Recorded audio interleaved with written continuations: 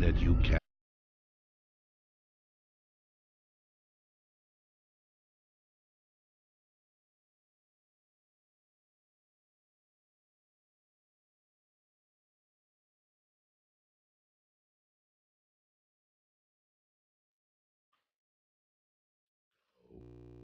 Hello, my children, and welcome to tonight's Dungeons and Dragons game. My name is Alan the Yellow-Eyed. I am the Hyper Great Yellow Eyeball, but tonight I am the Dungeon Master, which means we are playing the great and wonderful Dungeons and Dragons. Guys, thank you very much for all those hosts. You are all my best friends. Where we left off, we were in the city of Everlund. Our illustrious group has split up, where a couple people went to go find out the mad mage that happens to live in this town. And try to figure out, try to see if they can get some magic items from them. Meanwhile, Gregic, Morgan, and Amandrea stayed back in the Danvers House Inn in order just to drink, as they have been known to do on more than one occasion.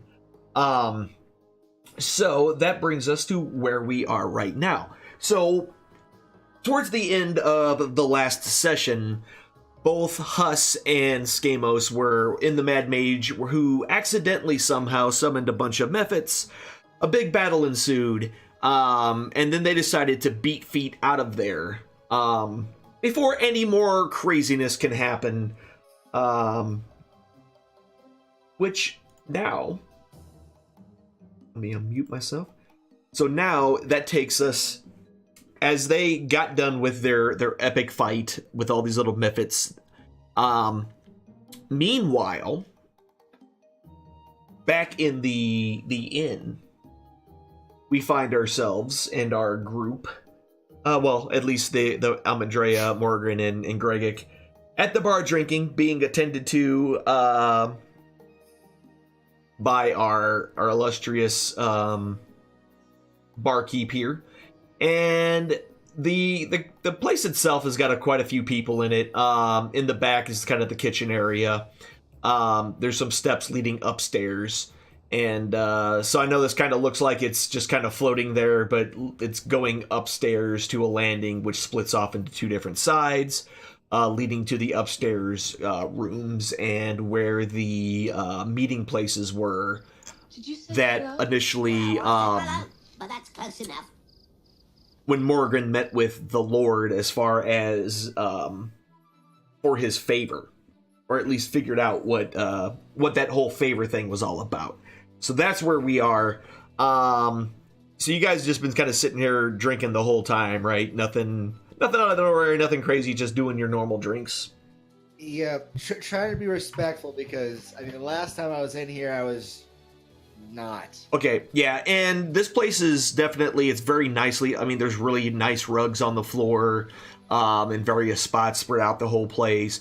Really nice chandeliers, candelabras, even the drinks are a little more expensive.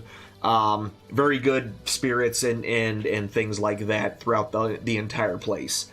And obviously, because you spent a whole lot more to stay here tonight, that also has something to do with it.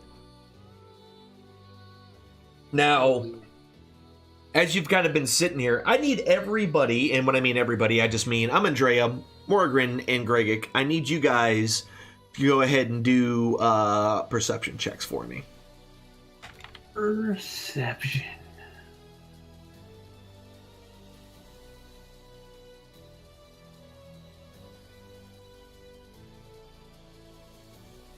Morgan got an 10. We got an 18 for Amandrea. And we got a 9. All right. So,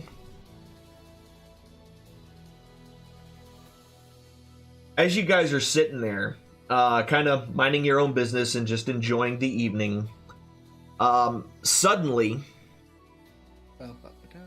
yeah, dun dun No, dun. no suddenly. No suddenly. No suddenly. I don't like suddenly. A dagger comes from somewhere behind you. What? And sticks into the bar directly between Morgren and Gregic. It came from behind you. I turn around suddenly and try and figure out from which angle the dagger could have possibly come. All right. Well, your guess, based on the stern looks and kind of evil and angered faces you see standing by the doorway here, you're guessing it's these individuals. See, arm wrestling guys. Well, no. So one of them, the one here with the bandana, is extremely disfigured. He is completely badly burned. You can see it all over his face, his arms. Just this guy was burned extremely badly. And as you guys kind of turn around and look to him, one side of his mouth doesn't move very well, if at all, because it looks like his lips kind of fused together from from whatever happened to him. It's like, I see the mongrel dog is with you. Where's the demon spawn that did this to my face? The demon spawn is nowhere to be found. Are you the gentleman that I didn't get a chance to murder? Give me a quick intelligence check there, Morgan. I can tell you his intelligence. It's an 8. Hold on. Give me a quick intelligence check. I did a negative 1. I'm not gonna order. Or a perception check. Either one will work. Alright, hold on, let me try this again. Yeah, no, I'll take the first one. So, that's funny. So, this guy looks really familiar. You remember that not so long ago you were ambushed by a large group of highwaymen, and one well-placed fireball by Skamos just killed most of them and sent the last couple riding, and there was one that pulled somebody else off of a horse and said, "Get off my horse." Ah. This is the guy who said, "Get off my horse." Okay. Sir, the last time we met, we almost killed you, and you sacrificed one of your own to run away. My little demon friend, he's safely tucked away, but if you have any problems with him, you have a problem with me. and I would love to have another opportunity with my axe. Go, everybody, just roll initiative for me right now. Oh, great. Just Mordred. No, I'm upset. I didn't get a chance to kill This him was the going. first This was time. going to happen anyway. They're out for blood. Yeah, no, perfect. I'm still upset about him. Oh crap! Why'd I have to roll a 20 now? On initiative, yeah. Hey, there's that initiative. There's that advantage on initiative thing. All right, was that everybody? Yeah, just the three of you. All right, cool. Gregic, since there's no surprise here, you are the first one. They all have their weapons drawn, just so you guys can have kind of an idea of what these guys are currently packing. The one with a V seems a lot more well armored than the rest. It looks like he's wearing some sort of splint mail. And he has a long sword out and a short sword out. So he's basically wielding two weapons. The other ones there are all kind of wearing leather armor and things like that. Who just moved that? Why is it allowing you guys to move that? Wait a tick. He's not an enemy. Well, he should be. Hold on.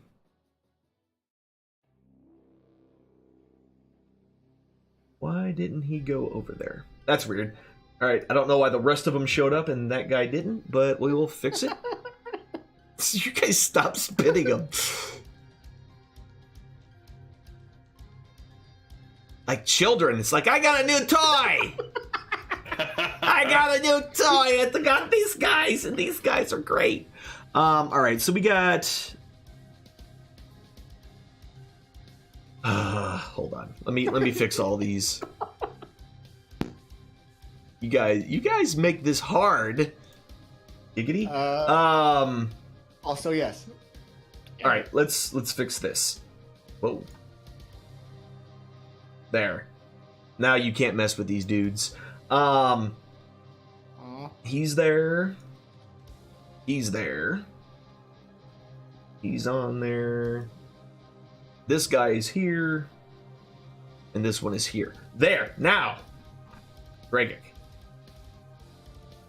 You are up. Oh crap! Oh, the V fella's good.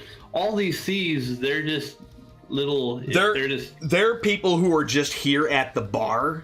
Like, they were in the inn just drinking and having a good time before all these dudes came in and, and then Morgan picked a fight with them. I guess I'll move forward and tell the bar. I'm gonna move this direction. Okay. And the barkeep, sorry about the mess. Cast my rage. Yeah. Who you shocking?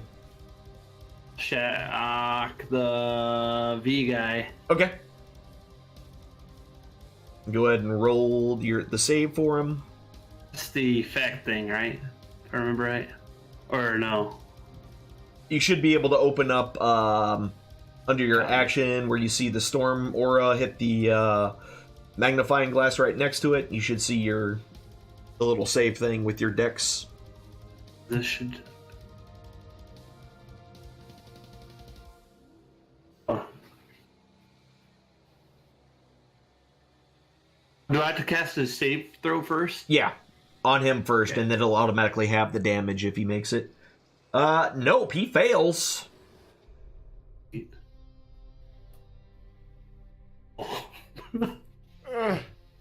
Alright, 1 point of damage to him. I mean, it hit. Your lightning kind of shocks him, arcs out from your body, and hits him. I'll just use my halberd. It was more like you kind of rubbed... What you really did is you scraped your feet, you dragged them across that rug right there, and you reached out and touched them, and gave him a little bit of a little static jolt. That's what you really did. Get With all that fur, it's bound to happen. Yeah, that definitely hits. 25. Why? 6 points of damage. Go ahead. To the big guy there. Your second attack. I'm gonna attack again. That's going to miss. That one is going to miss. All right. This is this guy's turn. Are you on the line? Yeah, you were on the line. Yeah, so he's just going to step up. Wait, am I on the halfway mark or are you on the halfway mark? I'm confused now. I think I was. That makes more sense. All right, yeah. So he's going to move up in here. No, I just had him. I had him on the halfway, like where the grid lines were. I had him in the middle spot, so I was trying to figure out if I was in the middle or if you were in the middle. Anyway, so this guy moves up, and what he will do is he's got a big mace that he takes out, and he swings it at your head, and the first swing is going to miss you. He then swings again. And that's an automatic miss. All right, everybody's rolling like garbage today. That's fun. That's great. Yeah. That's fun for all of us. All right. So, and we're gonna, you know what? We're just gonna do this. Boop. Make that part easier. That thug tried to hit you and missed. And hit himself in the head with his mace. Yeah, if only. You're nice about if only about automatic misses. All right, and this one kind of moves up, and he's also going to take a swing with his mace at Gregic, and that one will hit. That one's going to do 7 minus 3, so yeah. So you have it because you're raging. He takes a second swing at you, and that one will miss. Like to hear. Come swing at the bugbear. This one here is going to go ahead and shoot at you. Pulls out his crossbow and takes a shot. And that crossbow shot will miss. Morgrid, Boy, you're up. These guys suck. Yeah, they're missing like crazy. 5, 10, 15. My ones are bad. I mean, you're not doing any damage, but, you know. I come right in here. Okay. Hey, buddy, how's it going? I take a swing at my good friend here because You're the guy that you, your old friend from before, the captain? my All old right. friend from before. I'm gonna take a. Let me find my action shit. There it is. Hey, buddy, let's go. Take that Gonna take an swing. action shit. Wait. Yeah. That's gonna hit with a 16. Very nice. Do that one.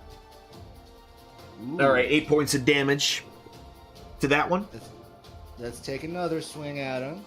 Oof. And that's Ow. gonna miss. All right, since you wanted to do that, Bandit Captain really doesn't like you at all, so he's gonna go ahead and take a swing at you. And the first one's gonna hit with a 22 Ooh. with his scimitar. He will then swing a second time with his scimitar at you, and that one will miss. And then, just when you think it's all done, he lunges at you with the dagger that he's holding in his other hand, and that one will hit, taking you slightly off guard, but grazing you for 7 points of damage. Ow. All right, and this guy steps up here, and he's going to take a swing at you, Morgrin. The first one's going to hit you. Ooh, right on the money too. 6 more points of damage, and then a second swing at you, which will miss. So ha. I'm Andrea. Okay, bless for the group, All right, do the thing. because Might as well if just we do- roll crappy, it will help. Yeah, exactly. And that'll be a second level spell. I'll do that at. Well, no. Might as well just do it as first because you only have Yeah. 3 people. So Yep. And then I will move up here and take a swing at the number 3 that's in front of me. all right, cool. You do it. Attacking thug number 3.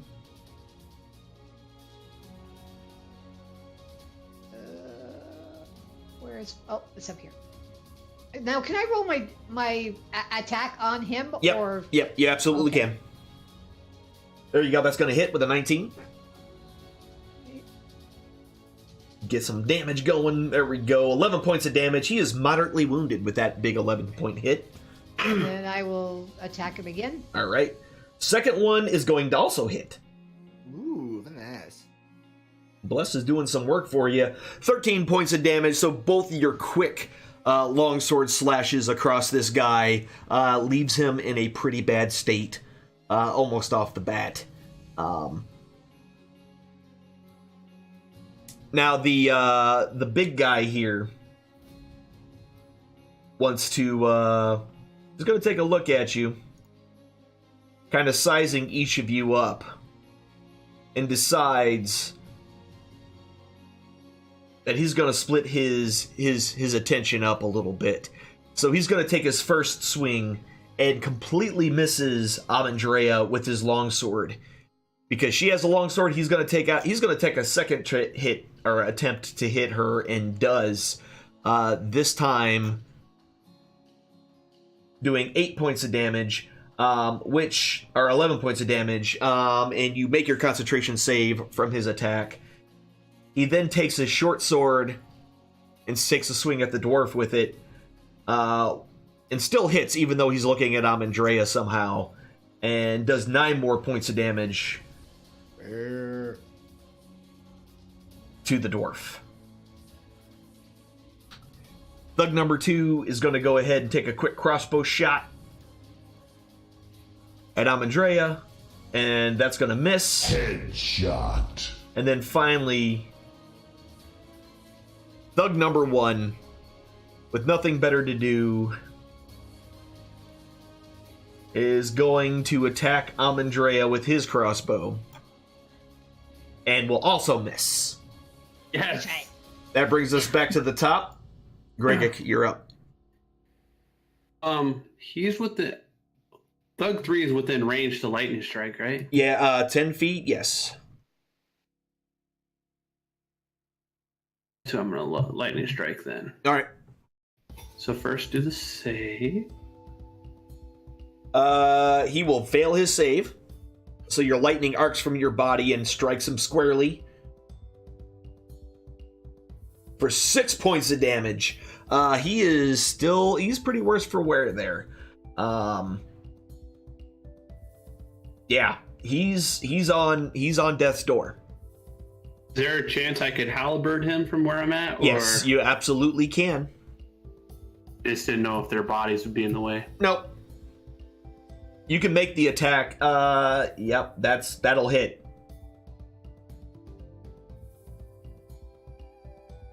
And yeah, so your halberd strikes deftly between both Amandrea and Morgren, striking this thug right in the center of the chest, collapsing his rib cage and piercing his heart, and he collapses to the ground.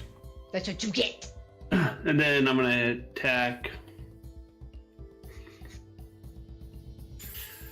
I'll hit Thug 5. Okay, the one right next to you. Yeah. Perfect. That's going to hit with a 20.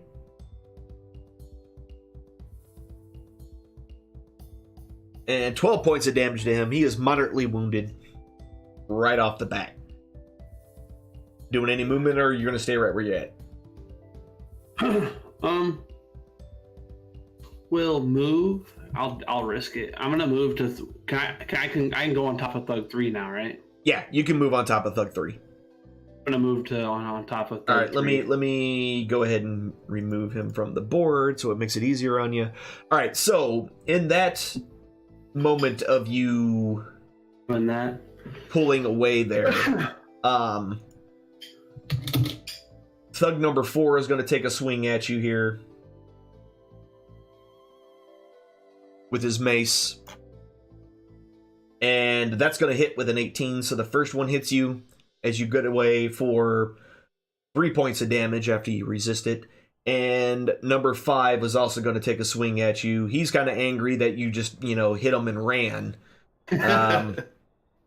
So he doesn't like that at all. So he'll take a swing at you. And that will miss. So you very easily get away from those two guys as you make your way around there. And that's your turn. So Thug number 4, who now only has one target directly next to him, is going to go ahead and attack Morgren.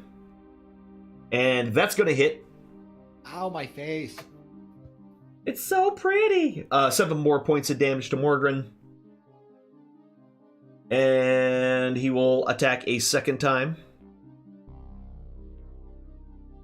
Whoops, I didn't click on the right thing. That's a 21. That will hit.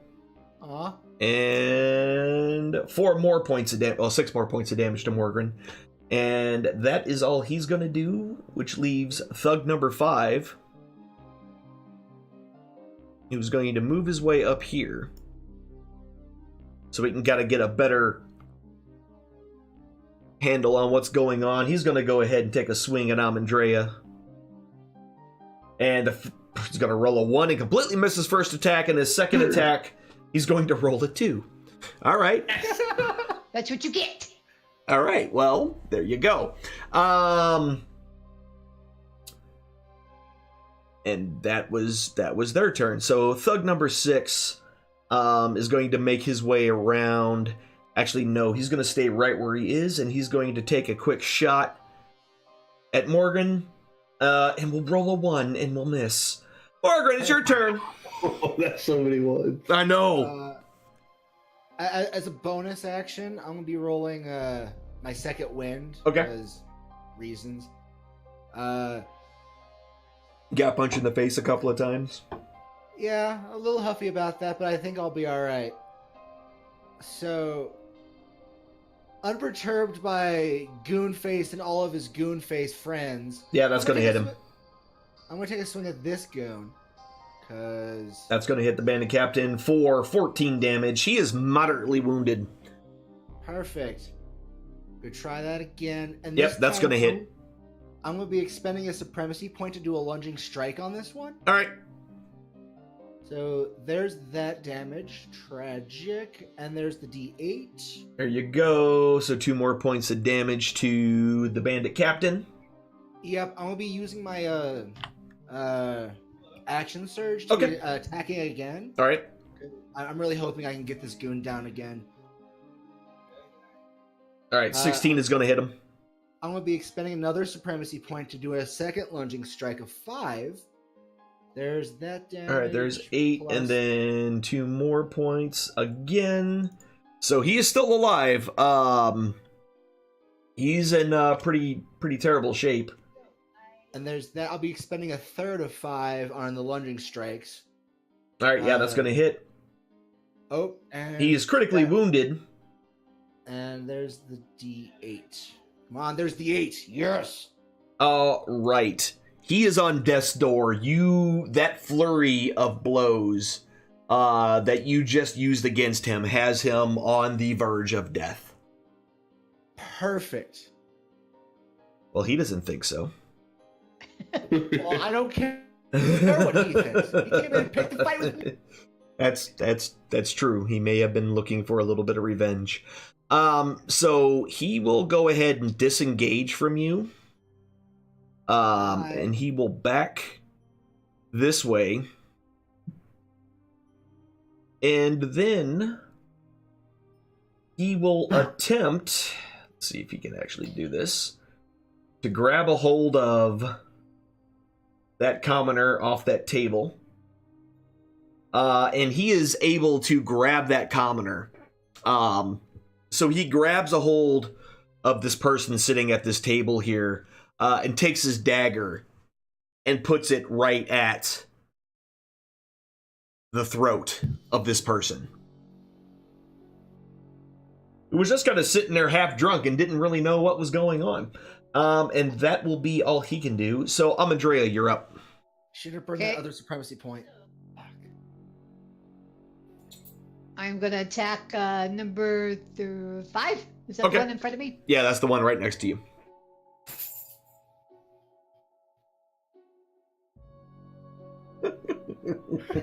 That's gonna hit.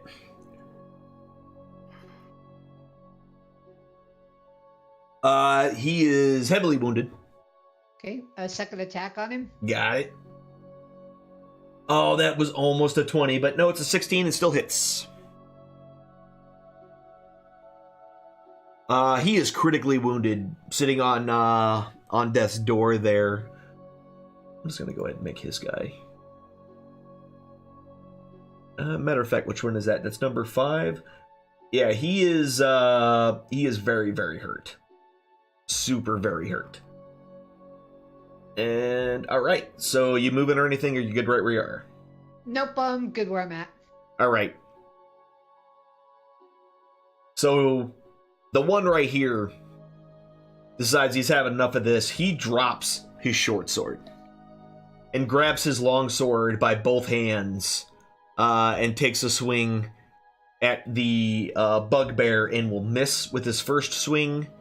And we'll take a second swing, and this one will actually connect. So he puts his full force of both of his arms behind the swing and does 10 points of damage, reduced down to 5 to Gregic. And that's all he can do. And then number 2 is going to go ahead and make his first mace attack against Gregic. And that one's going to hit for 7 points of damage, reduced down to 3. And then he will attack a second time. And that one will miss. Thug number 1, trying to protect his buddy there, is going to step up here. He will also take a swing at you, Bregic, with your big furry face that he doesn't like at all. And he's going to hit that time. And this one's going to do 3 points of damage, lowered to 1.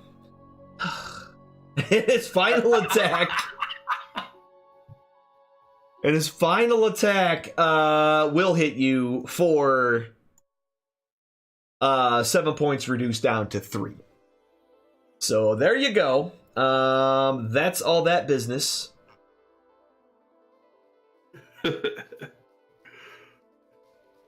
Gregic. Alright, I'm gonna lightning strike. Yes, the one that's almost dead. Alright. Number 5. Yeah. Alright, it fails to save.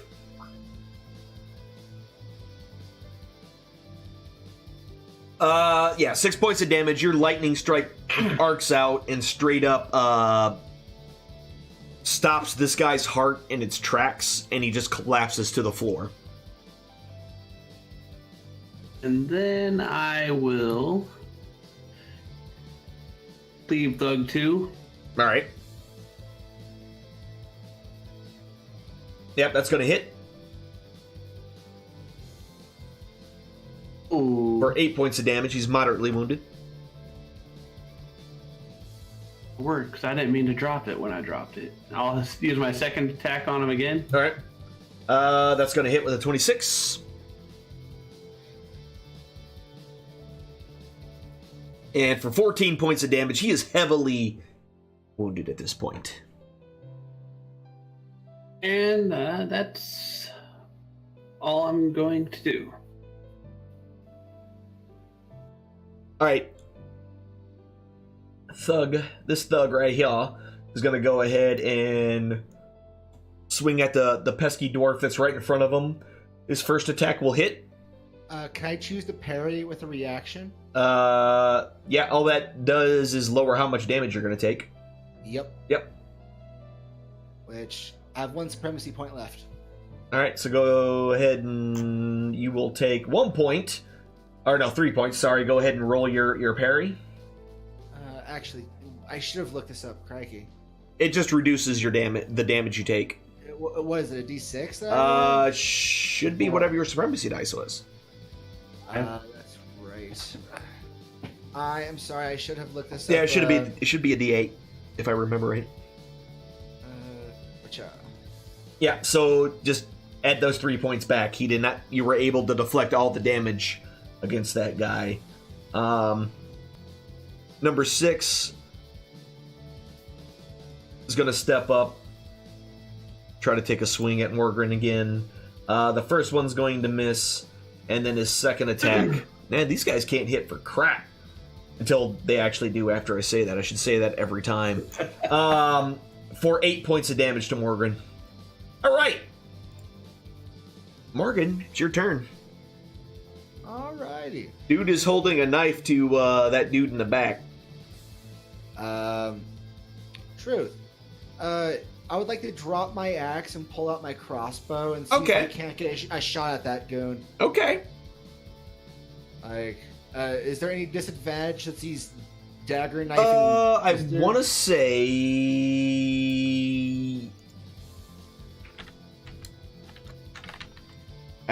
you get disadvantage, but hold on. Firing into a melee combat. Yeah, ranged attacks in close combat.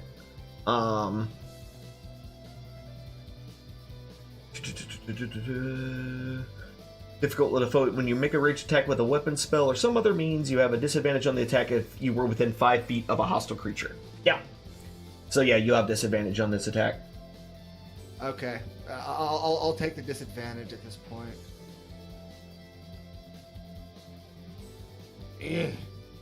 And that's a miss. Yeah, it's gonna miss regardless. So, all right. I ain't got nothing else to do at this point, so Got it. I'll stand there. I don't even want to move. All right. So the bandit captain with his dagger out at this guy's throat. Basically, he's like, "Stop this at once, or this guy's gonna get it." And that's his turn. Amadrea, you're up. Hey, he's the one that started it. Can I move to here and still attack him? Where's or is here? that too far? It's right by where the bandit dude 5. is. Yeah, you know, you can. Well, let's see. Hold on. 5, 10, 15. You will end up trying. You'll take opportunity attack from one of the thugs. Number 4 will get one swing at you if you take that. That's pretty much the only route you can get there. Okay. But yeah, that he's going to be able to take a swing at you. That's fine. All right. So he's going to take a swing, and he will actually hit you as you go out of his threat range for 6 points of damage. Okay. All right. Yep. And I'm going to attack this guy that's... So you're just going to run right up on him. Yep. All right. So at the same time... Yeah, go ahead and do your attack. I'm going to go ahead and do his attack real quick here. Do I have to do disadvantage or no? No, you're just hitting this guy. And yeah, that's going to hit him. And your sword hit pierces him, slashes him right across his arms that he was using to hold, cutting his arms off. So now his arms are still kind of wrapped around this poor commoner person, but the rest of his body is no longer attached to the rest of him. But just as you were swinging at him, he will also go ahead and try to stab that commoner. Actually, that's going to be a critical hit against the commoner. Wow. Poor commoner. And we'll do 6 points of damage, which is enough to kill this guy. So as you're swinging your sword down onto him, he drives his dagger into the throat of this guy and kills him just about instantly as you kill him. Sorry, dude. Is he dead or unconscious? No, that dude is dead. Oof. Eesh. Well, he might actually, hold on, let's see, 6 points of damage. He might, I'm pretty sure he's dead, but let me double check. No, he's not unconscious. Okay. I mean, he's not dead, he is unconscious. He was just shy of the amount of damage needed to outright kill him. All right. But he's bleeding out. He's bleeding out on the floor. Anyway, that was Amadrea's turn. I have a second Oh, attack. yes, yes, you do. Yes, you do. So could I attack number 6. 6. Yeah, I think that's 6. Yep, that's 6. You sure can. All right, yep, that's going to hit him. And 10 points of damage. He's moderately wounded as well. Oh, kicking everybody's ass. All right, now, Mr. Veteran is going to go ahead and take a swing. Whoops, that's damage. I don't want to roll damage yet. Let me just do that. Anyway, first swing at Gregic is going to miss, and his second swing at Morgan, that is also going to miss. Can't touch this. Yeah, no kidding. Thug number 2 is going to go ahead and take a swing. Why do you keep grabbing the whole combat tractor? And that's going to be a critical. Wow. And for a total of 10 damage, resisted down to 5. Well played, well played. And his second attack will miss. All right. Thug number 1 can only really attack. Oh no, yes he can. He is still in your threat range, so you don't get a free attack on him. Oh darn. But he is going to take a swing at Amandrea for killing his buddy, and it must have pissed him off because he crits you for 11 points of damage, and you succeed on your saving throw versus losing concentration, which is a good thing. Was that both attacks? Damage against moderate? Yeah, that was a crit, and then... No, he didn't get a second attack. His second attack... You were all just going to let me go on by like it didn't happen. I see how it is. Second attack's going to hit for 3 points of damage, and Amandrea makes her success. I would say Skamos is up, but he's not. Gregic! Alright. I'm going to lightning strike Thug 2. Okay.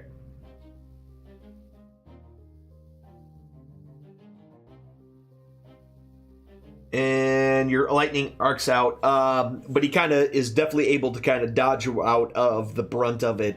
Still takes a little bit of damage though, and that amount of damage is 3 points of damage. He's still he's in critical condition. He is not feeling good at all. Hey, well, crap. I'm going to move here. Okay. And then I'll go ahead and halberd 2.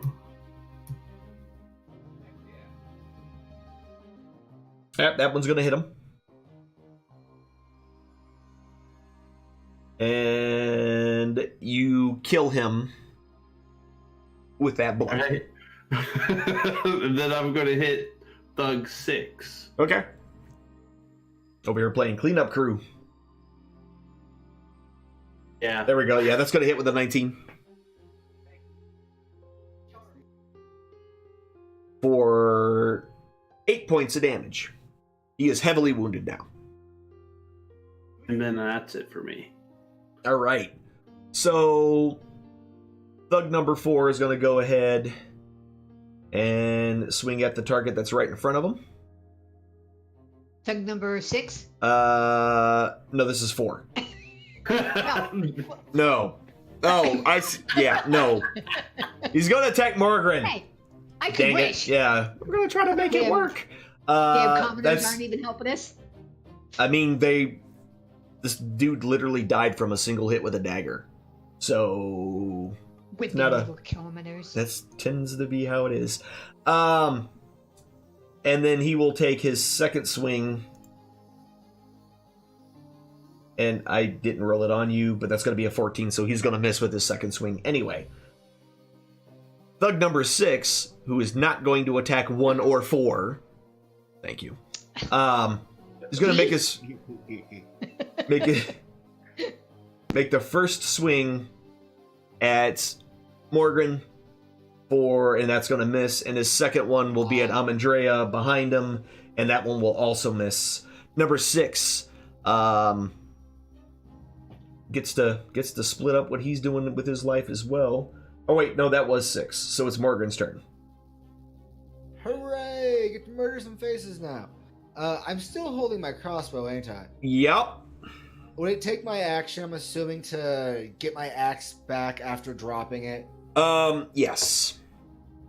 So To arguably pick I it, I mean, okay, so I'll give you this choice. You can either pick it up as an action, or you can pick it up as a free action, but the veteran and the 2 thugs will be able to take a quick opportunity attack against you.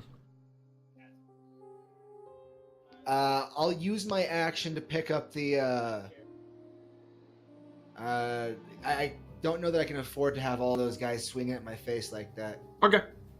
So I'll just use my action to pick up my my Your axe axe. and And stash my my axe. crossbow. Okay. I need this. Oh, hold on. I need this. Yep. And I'm assuming that's my turn. I mean, you still got movement. But again, should have taken the attack if I wanted Okay. to. Yeah. All right. I'm just asking the question, man. I'm just, I I gotta. want to do something with my I gotta axe. make sure all the options are on the table and you understand everything that you can do. All I right. got you. Appreciate There we go. And next up is Amandrea. Inconceivable! Right behind the bar. Take a swing at number 6. All right. That one's going to hit. I thought that was going to miss. You roll a 3. Wow. He is critically wounded after taking 6 points of damage. Second attack. Yep, that's going to hit as well. And yeah, your second slash catches him right at the base of the neck, chopping his head partially off, and he collapses to the ground. Now he's nearly headless Nick. Yeah, he's nearly headless. Boy, I wish you guys had your trees with you. All right. This guy is getting a little irritated. Again, he's going to attack Greggick first. He's finally going to hit for 10 points, resisted down to 5. He's then going to take a swing at Morgan and will miss. What the fudge nuggets? All right, Thug number 2 is going to attack Greggick. Thug number 2 is dead. Thug number 2 is not going to attack Greggick. Thug number 2 is just going to lay there. Thug number 1 is going to attack Greggick. And his first attack will be a 13, which will miss. I forgot to roll it on him because I am a doofus, but I know a 13 will miss him. And then his second attack will hit with a 22. I think I'll take another 5 here. From this guy, 3 points of damage. Yep. Scanless isn't here. Greggick, you're up. Alright, so now I'm gonna move to... Oh wait, first let me lightning strike somebody. Do lightning strike. I am a lightning strike. I'll do Thug 1. All right. He is going to fail that save and take 2 points of damage from the lightning. Then I'm gonna move over here. I can just imagine like this bugbear with all this electricity. He kind of looks like just static clinging, his hair standing all on end. Looks twice as big as what he did before. 14 is going to hit. I love that freaking blessing. Thank you. 8 more points of damage. And my bugbear probably has like a Don King hairstyle. Yeah, it's everywhere. It is everywhere right now. And a 16 is going to hit. It's fluffy. 13 more points of damage to him. Definitely hurting. Heavily wounded at this point. And that is your turn. Thug at number 4, who just sees this giant fur ball of fury coming toward him, turns to concentrate his attack and will critically hit you for 7 points of damage, which gets reduced to 3. And then we'll attack again. And then 18, which will hit, which, wait, I should roll that on you. I am dumb. Yeah, it's still the same number, and it's resisted to 1 point of damage, so there you go. Morgrin, you're up. Since Ford there seems to be pretty entertained with Gregic, I'm gonna turn to the veteran Okay. and make a swing against him. Yep, that's going to hit with the 26. I'll be using my last supremacy on a lunging strike. Okay. On this guy as well. Oh, and allow me to actually roll that in window.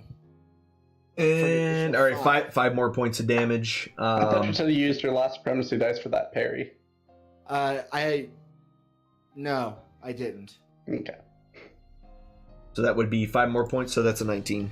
Disregard that. I picked up the wrong dice. Alright, and your second one's going to miss. I mean, I rolled a 2. Wow. Yep. Alright. I'm good right here. I'll Alright. pass the turn then. Cool. Andrea. Alan, I have a question. I have an answer. My aura of protection that I have. Yes. Is there any way you could permanently put it on everybody? Because it gives us anyone within 10 feet of me gains a bonus to their saving throws equal to my charisma modifier. Not easily programmatically. Or do I have to say every time someone does a saving throw that I want to use this? I might be able to come up with a way, because it has to be within 10 feet of you. Not every time will they be within 10 feet of you, so that's just something we need to kind of keep an eye on. Okay. Yeah. Because I keep forgetting. It's unfortunate. It's one of the things that we can't easily automate within this. Okay. All right. Let's see. I guess I'm gonna attack number 1. All right. Stab him in his thorax. His thorax. He doesn't even have a thorax. That's a hit. And with that mighty slash, you kill this thug. Okay, and can I move here and still use my second attack? You sure can. Okay, then I'll attack thug number 4. All right. Moving forward, that's going to hit him. Okay. And 9 more points of damage. And moderately wounded. Okay, that's all I can do. All right. Is that civilian still alive, or is he just let out by now? Actually, I've been crap. forgetting to do his I should have healed him. one. Whoops. Attack. That's not what I wanted to do at all. So he's been bleeding out for quite some time. He's been bleeding there for quite some time. So the veteran is gonna take a swing at Gregic first, and will miss. Of course, that's what's gonna happen. And then take a swing at Morgrin, and will also miss. This was their big damage dealer, and he hasn't been able to hit crap today. Skamos isn't there. Gregic, you are back. I will lightning strike thug 4.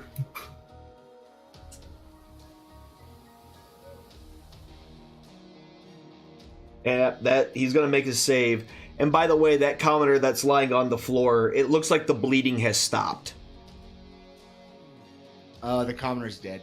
Whoopsie. Yeah. 3 more points of damage. And Heavily I'll wounded. smash him with my halberd. Alright. That's gonna hit. Oh my. I'm rolling so low. He is critically wounded now at this point with that halberd hit.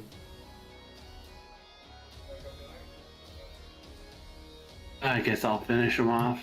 Alright. And that's gonna hit him. Boy, without that bless, that would have been a miss. Yeah, so that with that final hit, your halberd comes down directly on top of his head, splitting it in twain. Mark Twain. And him dead. Alright, Morgan, you're up. That blast, I would have missed a lot. Yeah. Yay for bless. That's an automatic miss. Oh. And that's an automatic. Holy crap. two critical misses in a row. Yeah, you Clearly, whipped. I don't need my axe. Yeah, you whipped both Clearly. times. So that, are you moving or anything? 'Cause You know what? your No, turn. no. I'm just gonna sit gonna down stand. right there. You guys have fun. I'm gonna give up on life. Amadrea, you're up. So is the commoner dead or no? It's hard to tell from here, but the bleeding stopped. Can I use healing hands as my action and it will heal him for the amount of my level? Well, So it'll heal him for 7? so what I said was the bleeding stopped.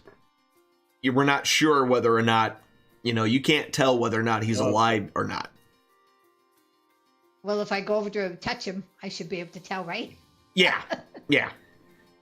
Okay, I'm going to go over here and see if he's dead. All right, give me a quick medicine check. Medicine. Is it medicine? I always mess that one up.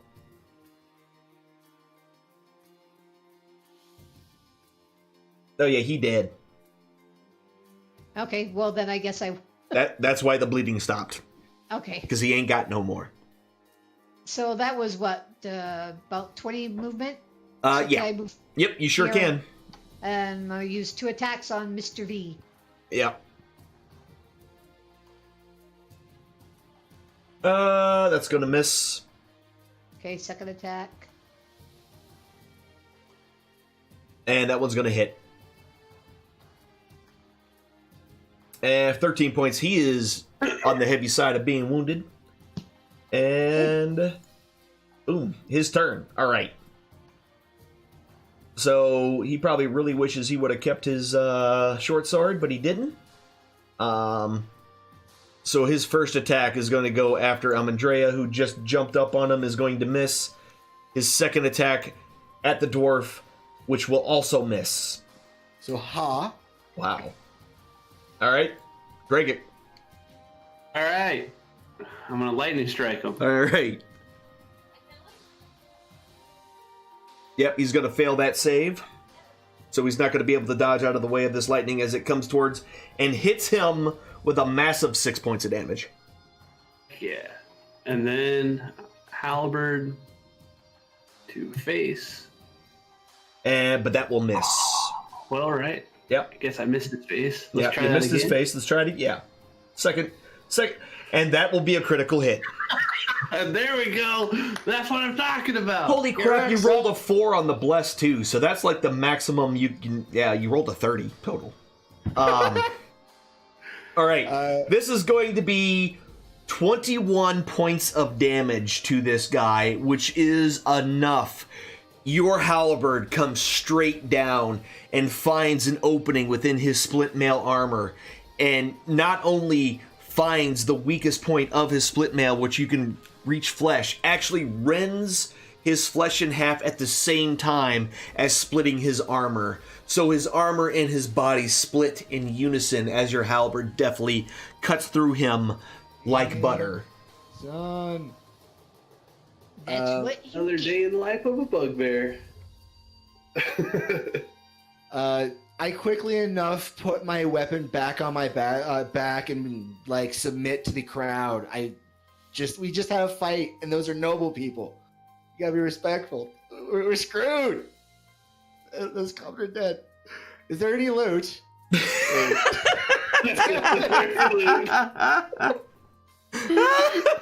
I don't know why. Just, is there any loot? Thanks for your help. Yeah, is there any loot? Yeah, it's so as you you go in, and I'm assuming you're starting to look them over. So after you get done killing all of these all these, you just killed all these people in front of everybody in here, and now you're searching their bodies, which it's your right to do. So as you're searching all the bodies and stuff like that, you find various coins and some things like that. You also find a letter on the veteran. Ooh. And hold on. And are any of you reading that? I'll read the letter. Okay. So as you kind of you start reading the letter, it basically is a contract for a mercenary to kill the demon spawn and companions that gave me this burned face. Huh. This is why we need to. And how did finish that all work of out our- for you, man? Seriously. Can I keep that as a memento? You can take it if you want to. I would like it as a memento, as a job well done and a completed kill. That'll be mine. All right. So as you kind of go through this whole group, that you find on them 250 silver and 40 gold between all of them. Does anyone else beside the dwarf want that? Because I've been really greedy recently. Well, we pretty much I want split it. stuff up, so I don't really care. All right, it's all Gregic as far as I'm concerned. That's fine. It's all coming up, Gregic. Yep. It's all coming up, Bill House.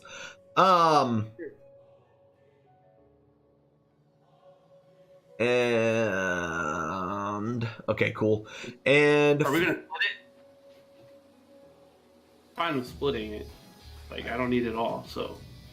I don't mind you holding on to a big grip of cash after a fight. I mean, if we need it, Lord knows we'll figure out a need for it later. Edit my fur. Okay. Huzzah. So, I'll as let you guys wander are kind apart. of discussing and going over everything, suddenly the town guard kind of comes busting through the door, and there's about 20 of them all there. And the first thing they do is they see the bugbear, and they all grab their spears and point them at the bugbear. They essentially see the carnage on the ground, see the bugbear, and then ring the spears up. Well, Come in peace. I'm gonna say, hey, Says- we came says here this- to. I come in peace, says the blood-soaked, slightly electrified bugbear. yeah, with his hair standing on end. So as you kind of start that, one of the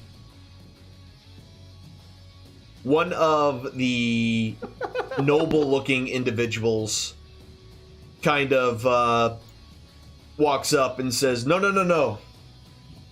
These are the heroes that saved the day. Please do not take this fellow's brutish appearance as one of danger. Well, he kind of looks around and goes, there was danger, but for these fellows on the ground, which, as I am their witness, attacked them first, without provocation. And the guards kind of all look. They look at him. It's like, my lord, are you sure? It's like, I am for sure. And he kind of points over to the barkeep and says, my fine man, did you also not witness this? And the half-orc who was, your contact and everything, it's like, yes, what the Lord says is the truth. These 3 fine individuals have been nothing but courteous and well-paying all evening. The guard kind of squints his eyes a little bit and says, so they attacked you. Do you even know who these people are? Why would they attack you?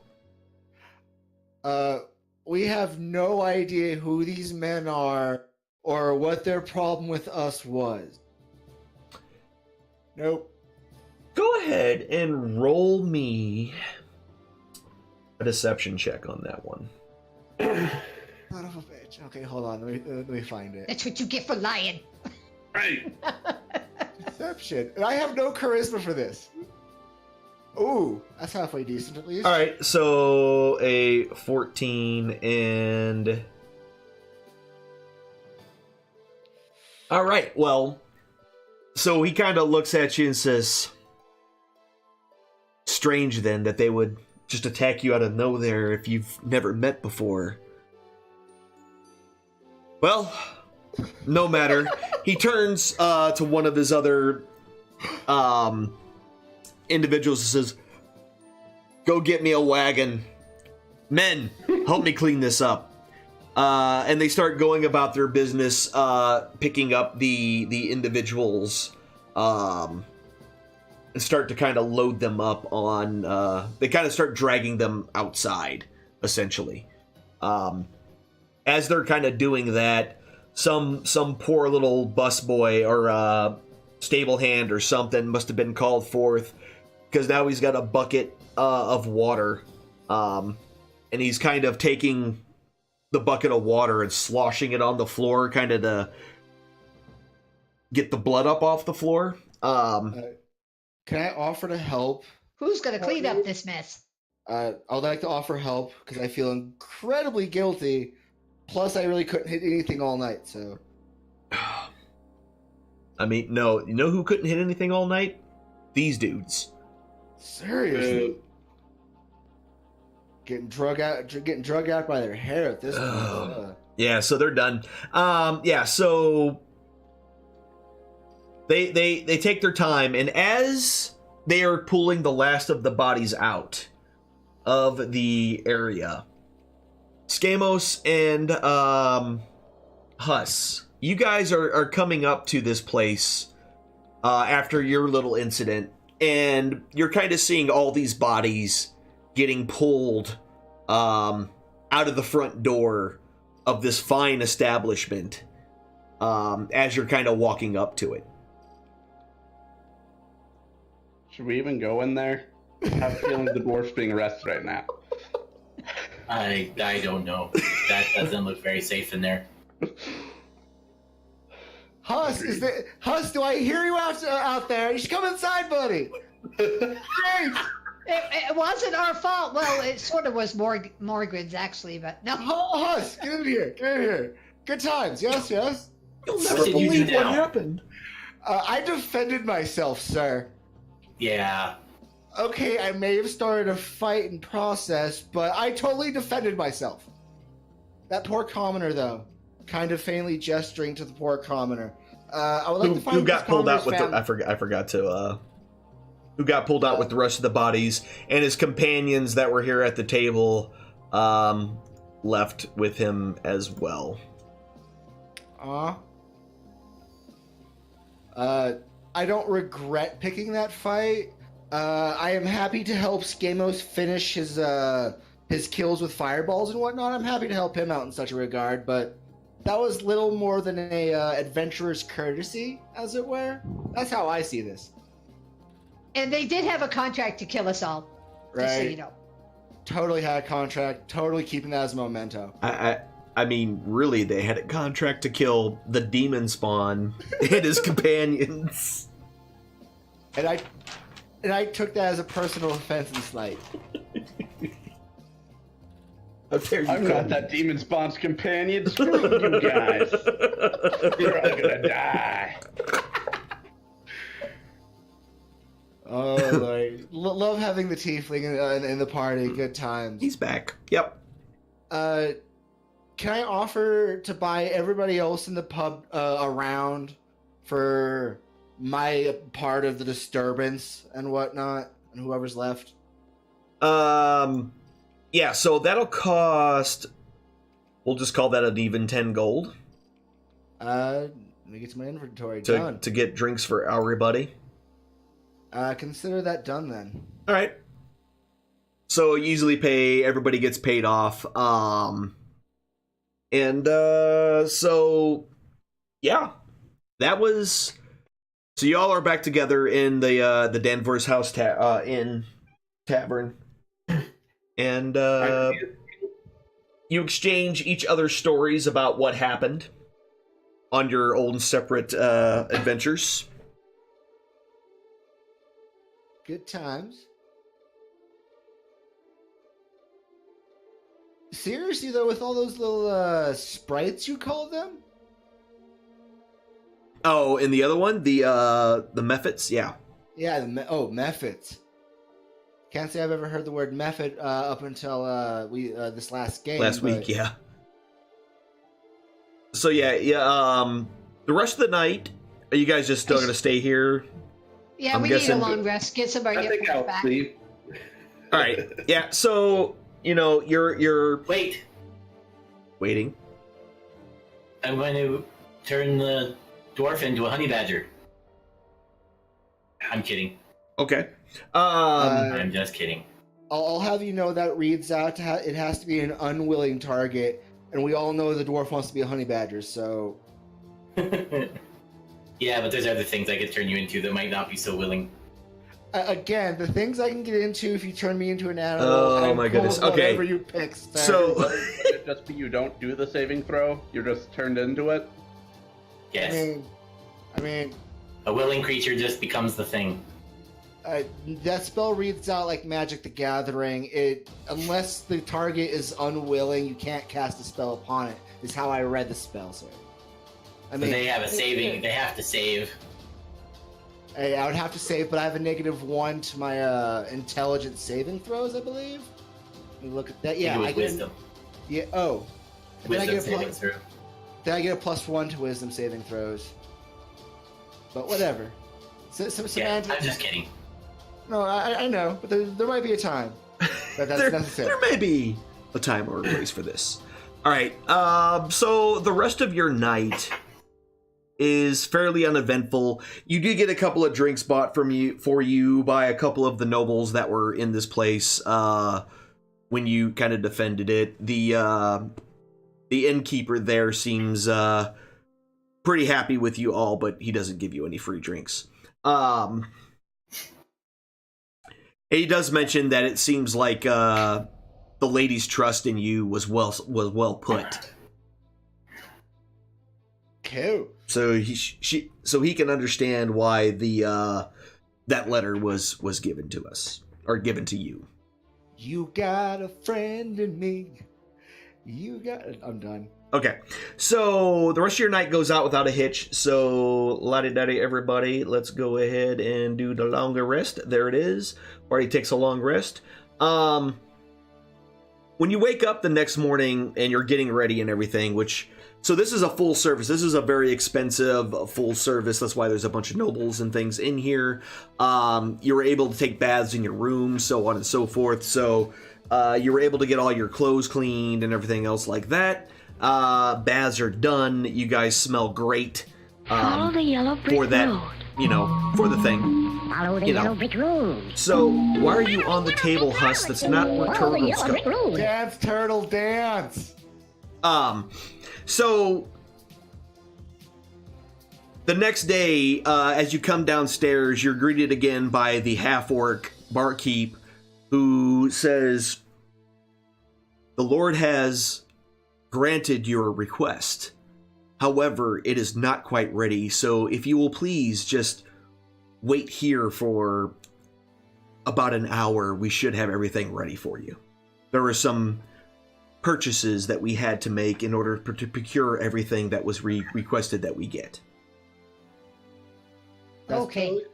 Totally cool. Thank you for all your help. Okay, so as you guys are waiting, a young, kind of timid-looking boy kind of comes in, kind of looking around and looks over and kind of is just looking at some of the people who are still here kind of this early in the morning. Some people are eating their early morning breakfast and things like that. Some nobles are already up and about. But when he looks and sees Huss standing there with the big shell on his back, his eyes kind of get real big. And he starts to beeline straight for Huss. And as Teenage Ninja Turtles. as he gets to Huss, is like, "Sir, I hope I'm not being forward, but are you a taper?" What? I've been tasked to be giving a taper a package, and the man described you to me, or described someone to me who I thought was you. He said it was a taper and a demon spawn, and Was it a halfling? yes, it Was was. he naked? Or did he have clothes on this time? He was clothed, sir. He was not only clothed, he had on a winter coat. Oh, that crazy old guy. Yeah, that would be me. I'm a turtle. He gets me confused. Into the kid at first. Okay, good, because, well, here they are, and he kind of holds out a package, and he kind of unfolds this cloth that he had kind of wrapped up, was holding it by the top of the cloth, and as he unwraps it, there's four vials inside of the this package that he has. Each one of them is glowing a faint blue and seems to have swirling snow inside of it. In between all of these is a wrapped up piece of parchment, kind of just tied with a little piece of string and rolled up. Right? So I'm going to take it from him and unroll the parchment. All right, so as soon as you take it from him, he's like, "Thank you very much," and then he just takes off running out of the place. Yeah, he was probably freaked out that it was going to explode. So I am too. I don't blame him. So when you unwrap it and you kind of you take a look at it, it says, "Dear Taper, Aww. I remember what I did." Sweet. So what you have are 4 individual vials. If you go to, matter of fact, I'll just do it this way. I'll just put it in there myself. I already made spell effects for these. These essentially blow up. They work just like the one that he made against your guys' fight. You throw it at a location on the ground and it explodes into a 15-foot by 15-foot square cube, essentially. And there's 4 of them, and it seems to, explode with some ice, damage. I want to excitedly give 2 of them to Schema. And as you're kind of handing them out, suddenly that kid kind of pops his head back through the door. It's like, "Oh, I forgot to tell you. He said don't shake them." And then he takes off again. Alrighty. All right, so are both you keeping all of them, Huss, or are you giving some to? Giving 2 to Schemos, and I'll keep the other 2. All right, cool. So he remembered Just what in he did. case. So what I'm gonna do here, let me go ahead because I made these. So the rest of the time kind of goes by without any kind of issue, and so each one of you guys right now, I just dropped a spell into your Schemos, and I just dropped a spell into it's going to be under your cantrips. Did it not save? It didn't save. I'll add it in a second. For some reason, it didn't add all the abilities to it. I'll add that in a second. But essentially, it does 2d6 plus 2 ice damage to everything within a... it explodes in a 15-foot by 15-foot cube. Mine shows up. The actual spell does? Like, Yeah, the it says actual ice bomb. ability... Yeah, but it doesn't have, like, the saving... the... Says you hurl the ice bomb at a space with 20 It feet. has All the creatures. description. It doesn't have the It doesn't have the damage actual and stuff for me. D6 and all that stuff on it. Yeah, I'll have to add that. Yeah, I'll add that in a second. I don't know why it didn't do it. Anyway, so after a little while, someone comes up and speaks to the half-orc, and he says, "The Lord is very pleased to have been able to fulfill your request. Consider his debt to you paid, and he considers his debt to you paid, and he wishes you well. And then he leads you guys outside, and outside there are 4 horses, each one completely kitted out with a saddle, bridle, all the tack needed, and each one also has saddlebags. Inside the saddlebags, you found that there is enough feed in there for the horses themselves, so they're carrying their own food. It'll last 10 days. Who's getting left behind? There's 5 of you. There's 4 horses. I said 5, I thought. Did I say 4? No, yeah. I meant 5. My bad. The dwarf couldn't ride a horse. There's 1 horse for each one of you. How about that? I thought I was splitting one with Amadre and my drinking buddy. That's cool that there's 5. Not getting left behind and shit. Yeah, You so... would, turtle.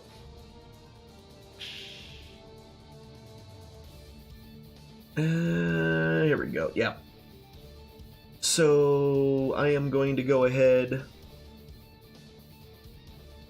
and you'll notice like it's that ice bomb has to be within 20 feet. FYI for that to work.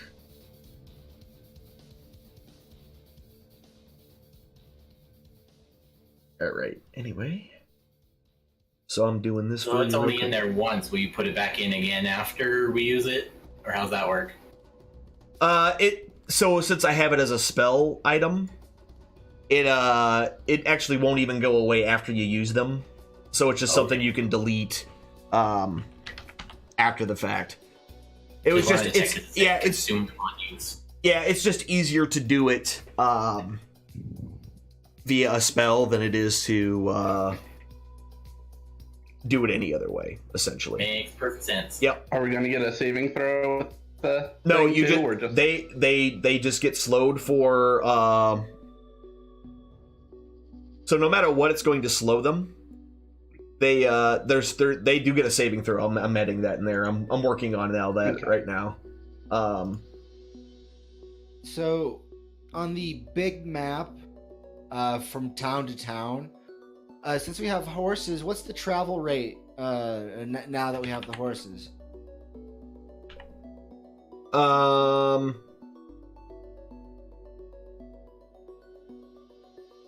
So it's just a little bit faster. What this really does for you, for the most part, is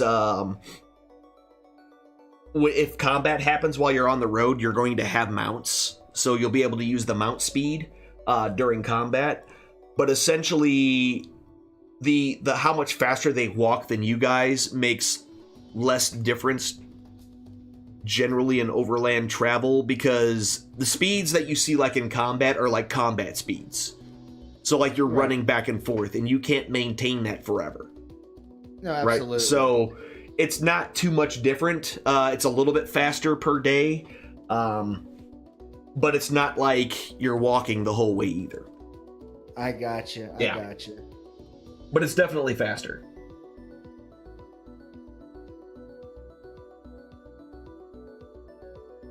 Well, let's see then. So my question then to the group is, does anybody have anything going on quest-wise? Aside from my need to get to Brian Shander and... Well, what's that other town that I gotta get to? Let me look at my notes. Daggerford, that's right. Does anyone else have anything else going on? I don't have anything. Did you guys find the person that Scamos was looking for?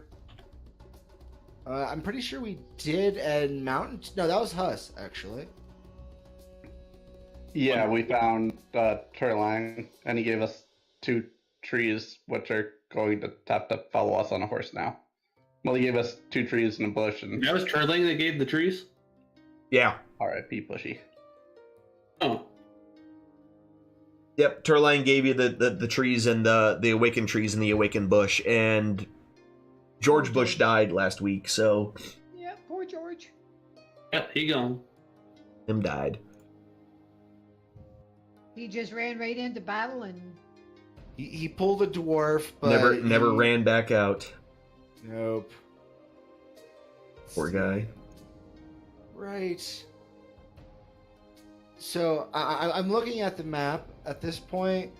It would seem to be a pretty even travel distance between Daggerford and Bryan Shander. I personally have more to do in Daggerford. I have 3 people that I need to talk to. So I mean, even if we don't do it all, I mean, I'm saying there's more to do down there.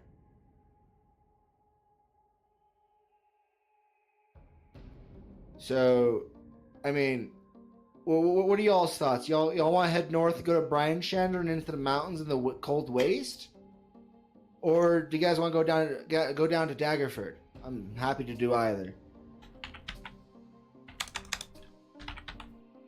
Well, I mean, I guess we could go down to Daggerford and then just take that road straight up toward up the coast. Seems legit to me. Heck, we might even be able to find a boat in Waters Deep to take us up back to our original plan from I don't even know how many sessions ago, but yeah, I like the idea if you guys are cool to go to Daggerford. I'll do whatever the group wants. We should stick together. We don't Agreed. do well when we go off on our own. I don't know. We did a halfway decent job with the last little adventure. It's a horrible idea. We should stay together. All right, so Ichi, the ability should be in your bar and set up and all that fun stuff, guys. So those of you with that, Where are we right now? we are currently We're in Everlund.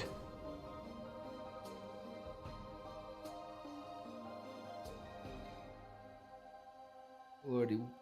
I'll be right back. I need to go find my pen.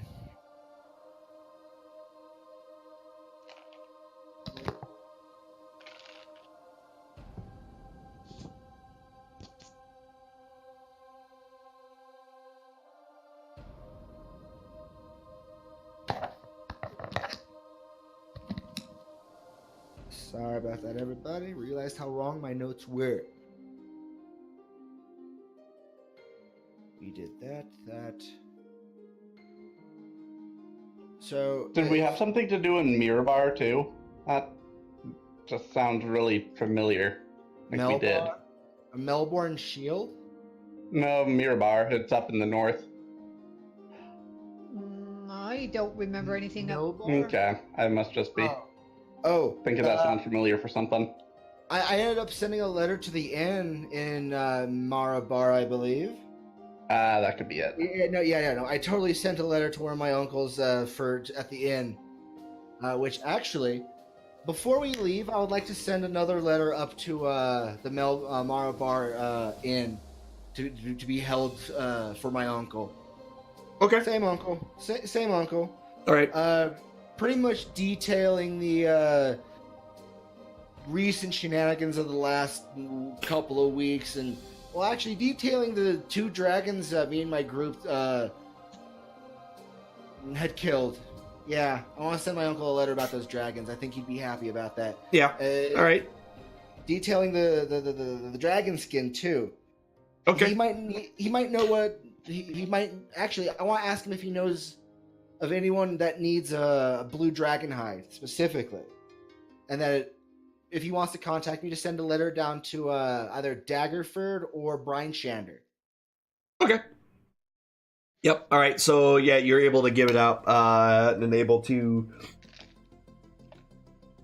give it to the right people to make sure it heads its way that direction. All right. What Okay, else, so y'all? now I guess we just got to decide which way we're going to head.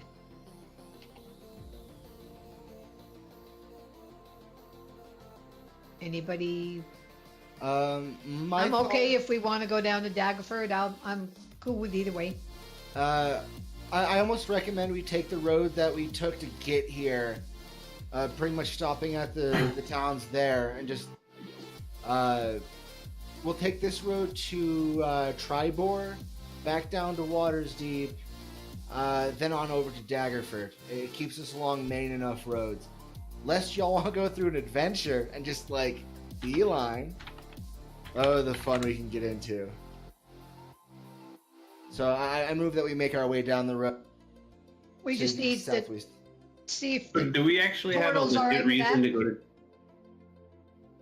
to Daggerford. Do we actually have a legit reason to Daggerford? I thought you just wanted to kill somebody there. No. Other than he has the rebels that are down there that one day he wants to join, the next he wants to kill.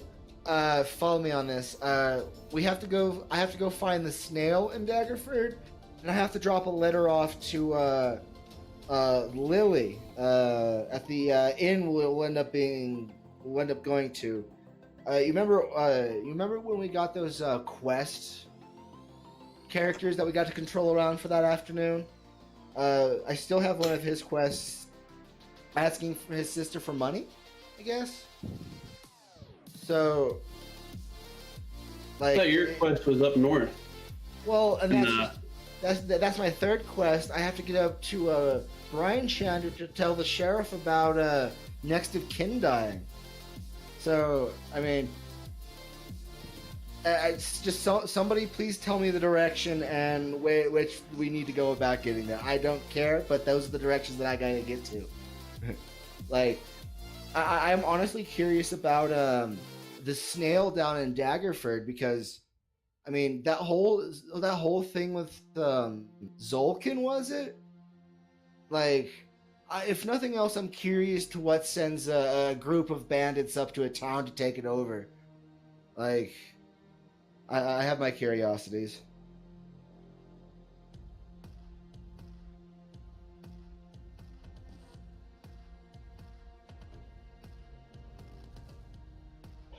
Do we already do everybody else's quests from Golden Fields? I feel like Yeah, I we think did. the only thing we had left was whatever At Morgan's the got, sheriff and then up going up north to and Brian Share. Yeah. Yeah. So I don't know. I don't care what we do. House has a buy-in or not, but he's away. I move that we go down to Daggerford. There's more to do. I mean, he's never going to let the whole snail thing go if we don't go just do whatever the snail thing is.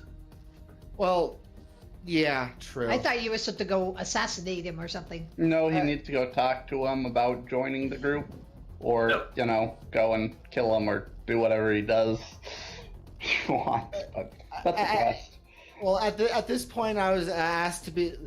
Dude secretly invited me to join their group, and I told him that there was no way you guys would not have me tell you what he said to me because you guys don't trust me. So that was one of the first things that happened. That was like session 2. So, Was that in character or out of character that you just told him that? no, that was all in character. That was the only. I didn't know if like you were spilling the beans that these guys talked to you about this. He already told us anyway. Oh, did he? Okay, I couldn't remember. Yeah, no. This was back in season 2 that session 2 that I told these guys about that. Okay. I pretty much told Zolkin that there was no possible way the group would let me not tell them, just because. I mean, first, the dwarf doesn't keep secrets. Second, I'm bad at keeping them. Third of all, they don't trust me. So, Can't really keep I your mean, mouth shut long enough to keep a secret. Nope. Nope. If we go to what's the other place called? Brian Shander. Yeah, Brian Shander up north, along the Well, coast. I still haven't found Everland on the map yet. But If you go all the way north, It's up along- north in the snow area. It's just Yeah, up near the spine of the world, far north. Because That if we one. went down to Daggerford, we could always do what we were gonna do originally and see if we could take a boat up the coast to get to Brian Shander faster. Luskin. Yeah, so we could always just go vice versa. We could go to Brian Shander and take the boat down now, Yeah, either way. since we're already up here. All right. Which We're one's going. closer. Which way? Yeah, I was gonna say which way is closer. I don't know. It's up in the air. It's either we carry straight forward to the coast and hang a right, which one could argue it's just a bit closer to go to Brian Shander. And Shander's definitely closer. It's up in the air, but since I have no preference and there seems to be one, let's go Brian Shander. So you're looking at... Hold on, give me a second here. If you take the road the whole way, like straight down...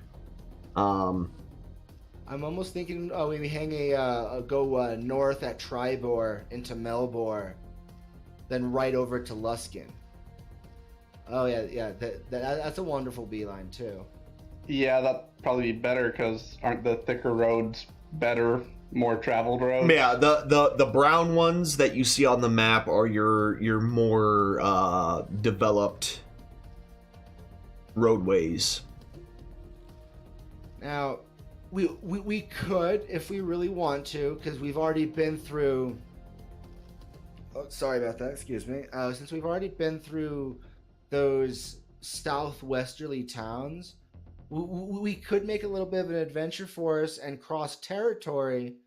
We could go a little northwest into Zambariv and Hill, river route, cross a river with our horses and go over to Shinewhite and just cut across that way. I mean, be true. I personally think it would be better if we just stuck to the road with our horses. Yeah, I would agree, because we do have the horses. And not go next to something called Griffin's Nest. With our new horses that I would assume griffins like to eat. Or Menzobrandon. That's not a good place. Yeah.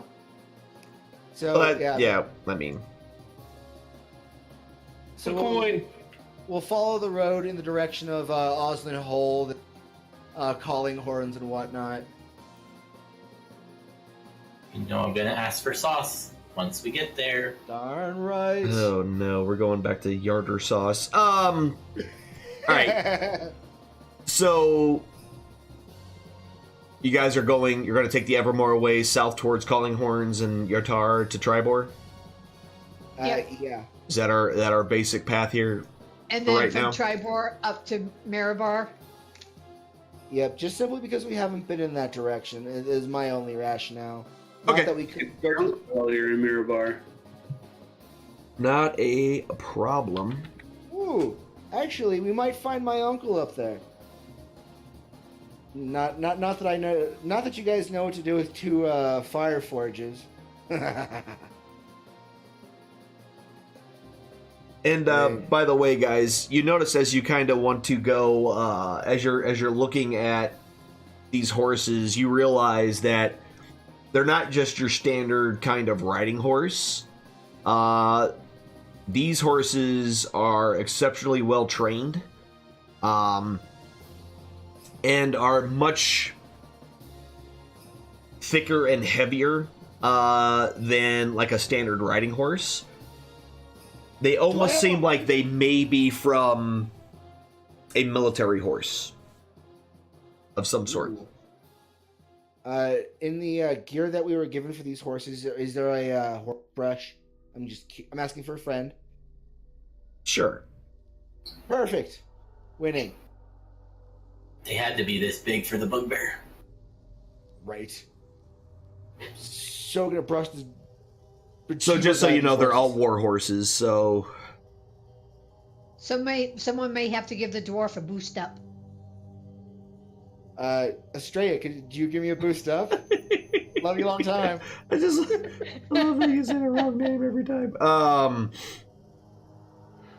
Alright. And good. Okay. So the tartar sauce. I mean, Yartar. Yes, the Yarder. Alright. Character sauce. So the first 4 or 5 days are pretty much without any kind of alright. So the first couple of days go by with pretty much without a hitch. You're able to make your way about halfway down between Everlund and Calling Horns. Let me double check that. Yeah, 1, 2, yeah. You're able to get about halfway down, no problem.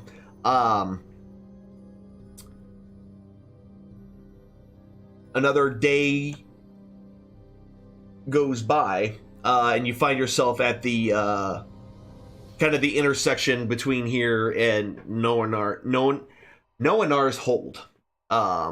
It's getting late, so you can go ahead and like hit camp here if you want. Good call. Camp here. Okay. And are our tree friends staying caught up? Yeah, the tree friends are easily keeping up with you. Okay. They're slow, but with the the breaks that you have to take to water the horses and things like that, they can catch up because they don't have to stop. So while the horses need to rest, the trees don't. They just keep on trucking. Okay. And that allows them. So they get left behind a little bit, then they catch up, then left behind, and then they catch up. You didn't leave behind, right? Yes, they get leafed behind. Ugh. Photosynthesize away, buddy. Good job, trees. We love you. We got a great big convoy. that's yep, that's about right. All right. So you guys get set up for the evening. You set up camp next to the side of the road. Same search order and all that stuff, like Are we always. doing the tiny hat?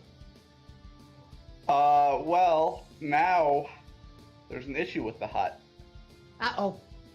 It can fit 9 creatures of medium size or smaller. And these are large. Oh, horses are large? Yep, Well, they the are. horses can stay outside Oh, of yeah, the trees. that's true. Never mind. Then, yeah, I guess the trees will just have to guard them. Or we'll have to not use the hut. I would like to. Well, actually, we do have a guard duty staying awake, so they can keep an eye on the horses as well. That's right.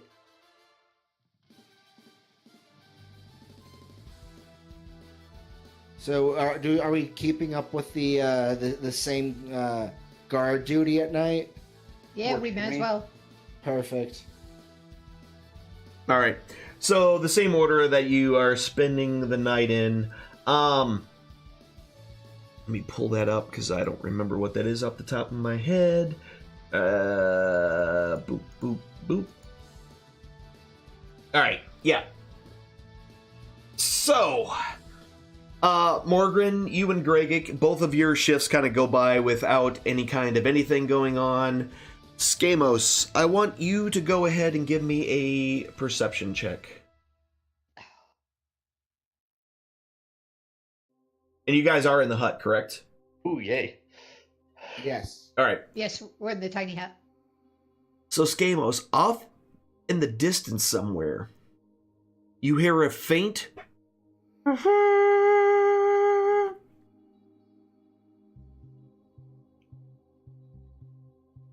So, like the hunting horn we heard that night when we were in Nonar's Hold? Yes. It much quieter. Seems like it's farther away, but definitely that same sound.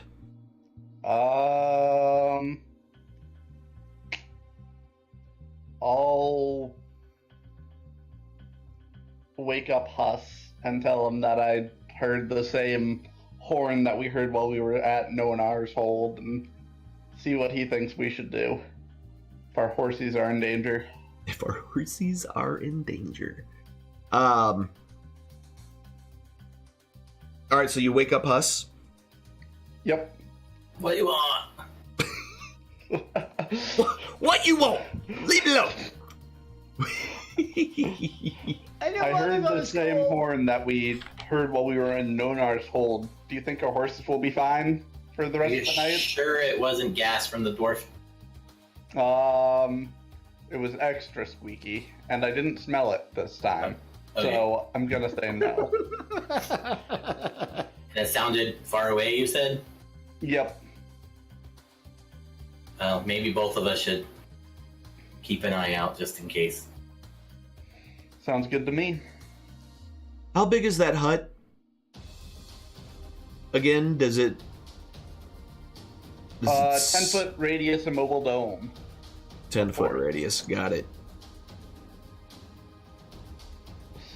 I think we're gonna have to roll initiative because I think the hut's being put on a map right now. No, I was just asking how big it was because I couldn't. It said it held 9 people, so I was kind of curious on how big it was. All right, so since you guys are both up, both of you give me a perception check, please. All right, so you definitely hear a, and this time, Skamos sits closer. It sounds like that horn is coming towards us. And can you confirm it wasn't the dwarf's gas this time? I'm not just making stuff up. Confirmed. Confirmed. About the same time they do that, I roll over with a particularly large snore. Better than gas. It's probably true. I think, should we wake the others? Or should we wait again? Coming closer, but we don't know if it's coming this way yet. How close did it sound? Could I tell? Give me a perception check. See if you can kind of suss out how much closer it got. Love the word sus. Ooh. Yeah, so it definitely seems like they are traveling extremely quickly in y'all's direction. Extremely quickly. Like, if they are running towards you, they're probably going to be there very, very soon. Yeah, that sounded a lot closer than my first, or the first horn. Let's wake everybody up and I'm gonna slap the look dwarf by the awake. horses. Ow, Huss, why would you do that? What, picking up a fight with me in the middle of the night? What the fuck's going on? Be quiet. There's somebody coming. Oh. Don't slap a guy then, fuck. It's not me this time, too. Oh. What do you say? The mannequin's full. Oh, God. Why did I ask that question? That is not Actually, what I does the wanted. man count as a person in this tiny hut? No, it's not a person. Definitely not a person. If he makes her come alive, we're gonna have to sleep outside with him and her in the hut. So so much wrong with this. You can use the awaken spell, is what I'm hearing. Both you and Huss. Was that what I heard? Once we get it, yeah. Perfect. Oh, the things you guys are gonna awaken. All the things. All of them. What are are there reagents to that? Is it like an hour cast time? Is inscription? It's like a day. Damn. Yeah, it takes a while. It takes a little while, and let's go ahead and get... I want to be a real girl. Once a day, we will add 2 new people to our army. Alright, so... We'll get all the bushes. Since you're waking everybody up, I'm still sleeping. I don't think anyone's woke me up yet. I I'll poke on Andrea with my stick. What? Don't poke me with your stick. That's gross. Keep that stick inside your shell. I never keep my stick inside my shell. There's no room.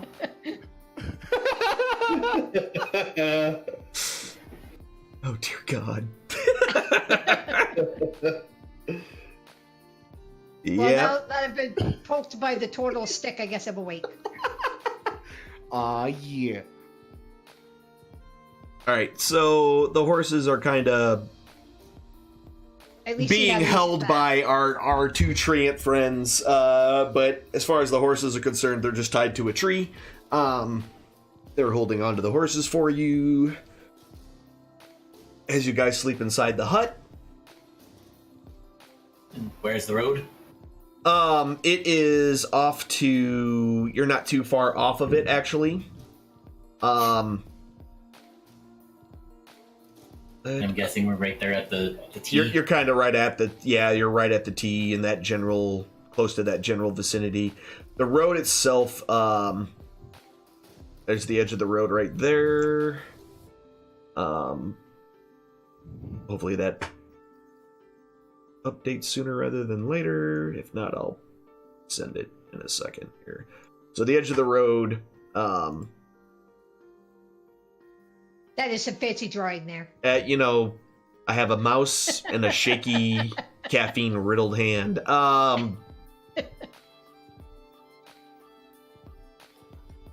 There's the other side of the road. And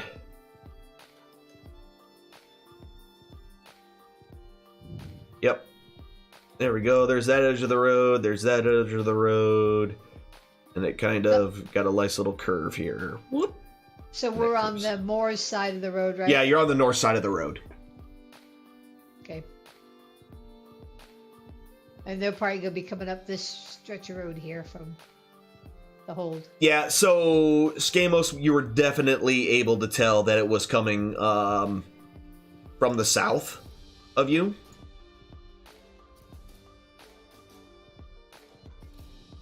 But you see nothing with your night vision or your dark vision.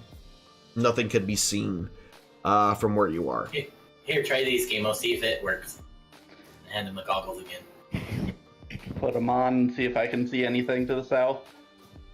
That doubles it to 120. Yep, and that's what I'm checking. Yeah, so off in the distance to the south, which, by the way, you're in the distance. You kind of hear what sounds like hoofs hitting dirt, but then it kind of stops. And what you can see off in the distance, Skamos, to the south of us, or to the south of you, I guess I should say, are 4 skeletal horses, and on every single one of these horses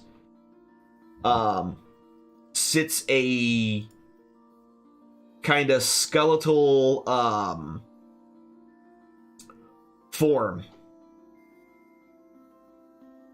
Really kind of gaunt, faces kind of sunk in, and yeah, they don't look pretty at all.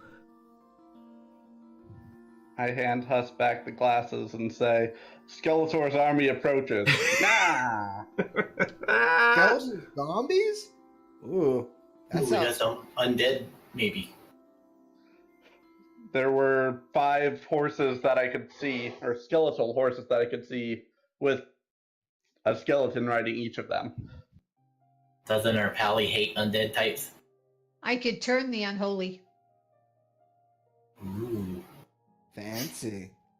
That sounds like something I might be into. No, she said unholy. You want holy.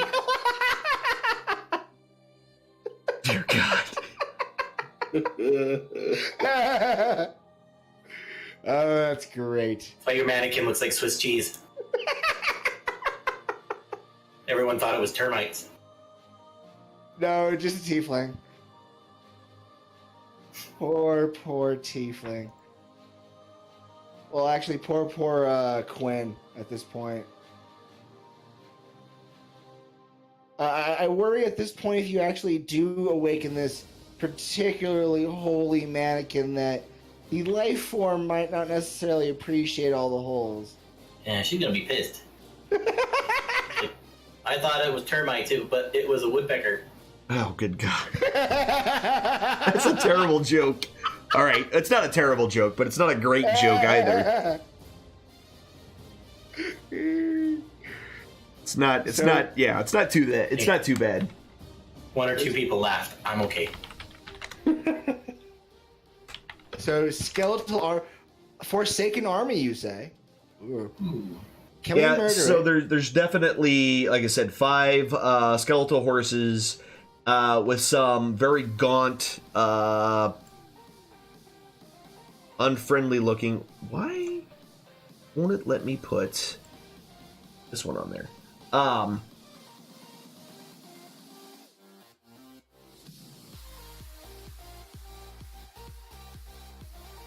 There it goes. Perfect. All right, now they're all on top of them like they're supposed to be. Oh yeah. Now, you don't have sight of them right now. So technically you can't see them anymore. But they were definitely looking in the direction of y'all, Skamos. They were definitely looking in that direction. I see the 20. That's not there for any Specific purpose. No reason at all. I say we get ready to attack. If they get too close to our tree friends and our horses, then we should, protect them.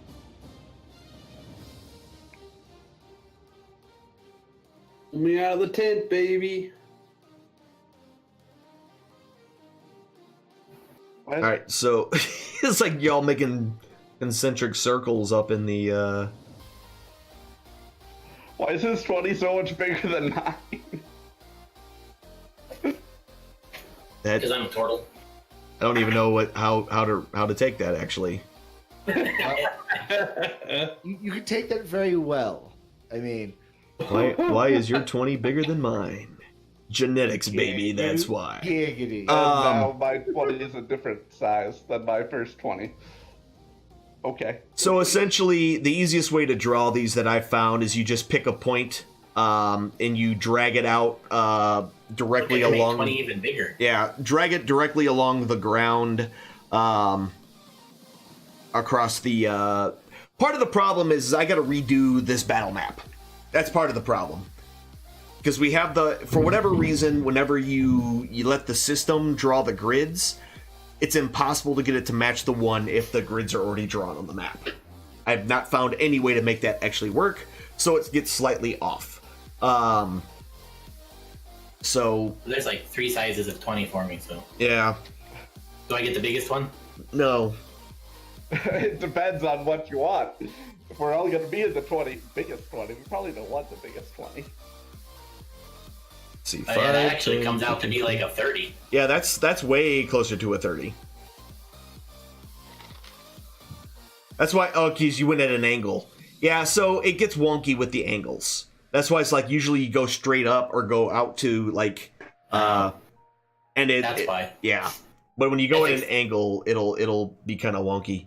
You guys So got the first stuff 20 I everywhere. did was probably a little So bit yours should match mine now, I think, Gamos. Yeah, yours is right, Skamos. That 20 that is over here, It's still smaller than mine, and I dragged mine out 5, 10, 15, 20.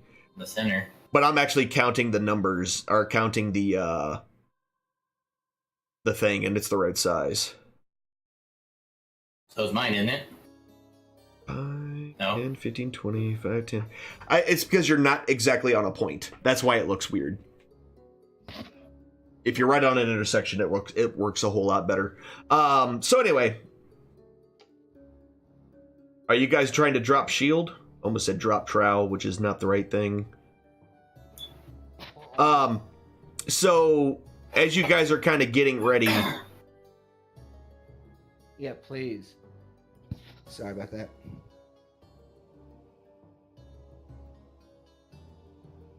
whoops. I need to step away for a half a sec. Okay, no worries. Actually, guys, if you want, since it is 9, it's our 2-hour mark, we can go ahead and take a break before this really kicks off. If anything, nothing's going to kick off. Everything's fine, right? Right. But yeah, well, it's 9 o'clock. We'll go ahead and take our quick break here. We've been at this for 2 hours, and when you come back, one of the skeletal horses and rider has kind of come into view for all of you with the dark vision to be able to see. It's all of us now. Yeah, that's what I'm saying. With all of you with dark vision, the trees don't though. Maybe Anyway, we should buy goggles for the trees. Maybe we should have the trees hold a torch. that's amazing. That's an amazing idea, and I'm glad you thought of it. All right, I'm gonna go take a break. I will be right back. Every of you out there in the office, in the audience, we will be right back with more Dungeons and Dragons. We're gonna take a quick pee and snack break and whatever else, and we will be right back. Don't go anywhere or do. I'm not your boss.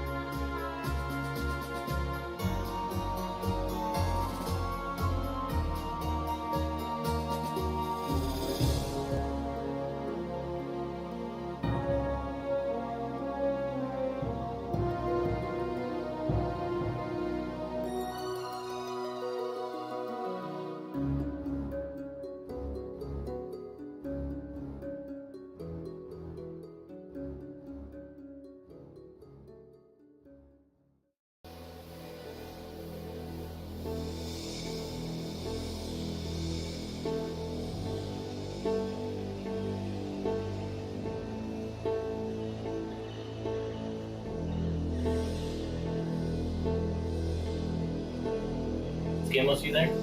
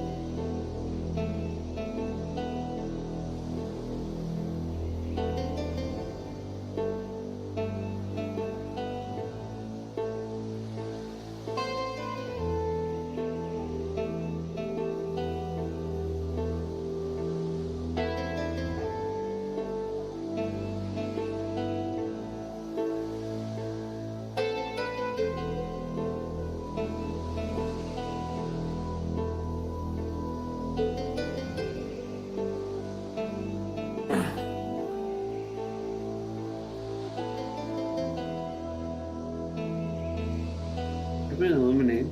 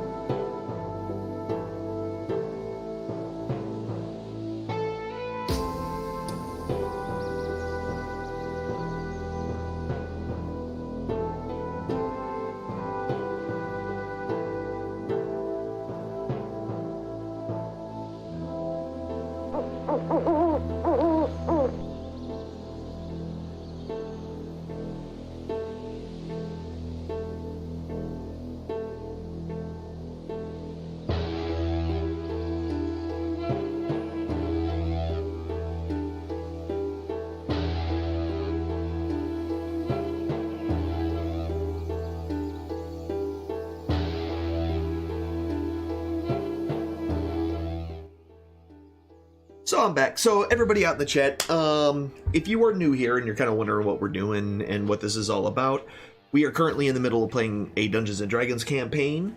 We do this every Friday night starting at 7 p.m. We play with the same group of 5 people for right now. However, when this campaign ends, we will do a search for the next group, which will play Dungeons and Dragons with me. What I like to do... FX, thank you very much for that, host. So, most of my other streams that aren't Dungeons & Dragons, I'm much more interactive with. However, in order to put on the best possible game for the character, or for the players and myself, I do see chat, I can read chat, but I don't interact with chat as much while actually playing Dungeons & Dragons, just in order to give the best experience for the players and those watching us. So, yes, that Discord link right there that Ping has just put in the chat. If you were interested in signing up to play Dungeons & Dragons, you can do that in my Discord. The rules are essentially as such when it comes to picking the next group of people. The first, it goes in order, but there's also a secondary priority list, which essentially, if you've never played Dungeons & Dragons before and you always wanted to, all right, you are like number 1 priority. So if everyone before you has played before, you're going to get in front of the line and bumped up before any of them. So there's that part of it. The next one is someone who's played before but hasn't played with me. The third one who's played with me. All the rules are actually in the Discord. It's under, if you get into my Discord and you go down to the game member sign up, essentially, so the bottom line is, if you never played D&D, you're number 1 priority. If you've never played with me on stream, you're number 2 priority. If you played with me on stream, but it wasn't the last campaign, you're the 3rd. And so essentially, if you played with me, but it's been a while, you're like, you fall into that 3 bracket, so it kind of depends on how long it's been since the last time you played. That's how it runs right now. Just because you sign up for it doesn't mean that you have to be in the next game that you're available for. That's fine. Maybe you change your mind, maybe you get busy, all that kind of stuff. Also, there's some other stuff that we talk about when it comes time to actually play the game. At that point, I explain some stuff in what we call a session 0, which is essentially hey, here's the base rules. And if you can't agree to those base rules, again, you just bow out and we bring somebody else in. So that's kind of how you get into these games. It's all about me trying to teach people and giving people the opportunity to play Dungeons & Dragons. Now, in order to play with us, essentially what you need is you have to have a computer. You have to download the demo version of Fantasy Grounds, which you can either get from their website or you can get it from Steam. All right. Currently, I do not require you. You have to have a microphone as well.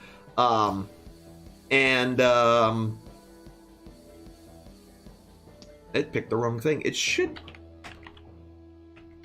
It tried. Yeah, FG should be Fantasy Grounds, I thought. Maybe it's on cooldown. But it doesn't seem like it have a long. I did it just a minute ago. Oh, did you? The Fantasy Ground ones? Oh, yeah, the virtual tabletop. Yeah, okay. Then, yeah, I just saw it. Yeah, so you can either go to the website that's there in the chat, or you can go to Steam and you can download it there. The demo version is 100% free. I have the ultimate license, which means I can have an unlimited number of demo people to connect to me. So essentially, outside of needing a microphone and a computer and all that stuff to begin with, really basic to get into it, you'll just need the client, essentially.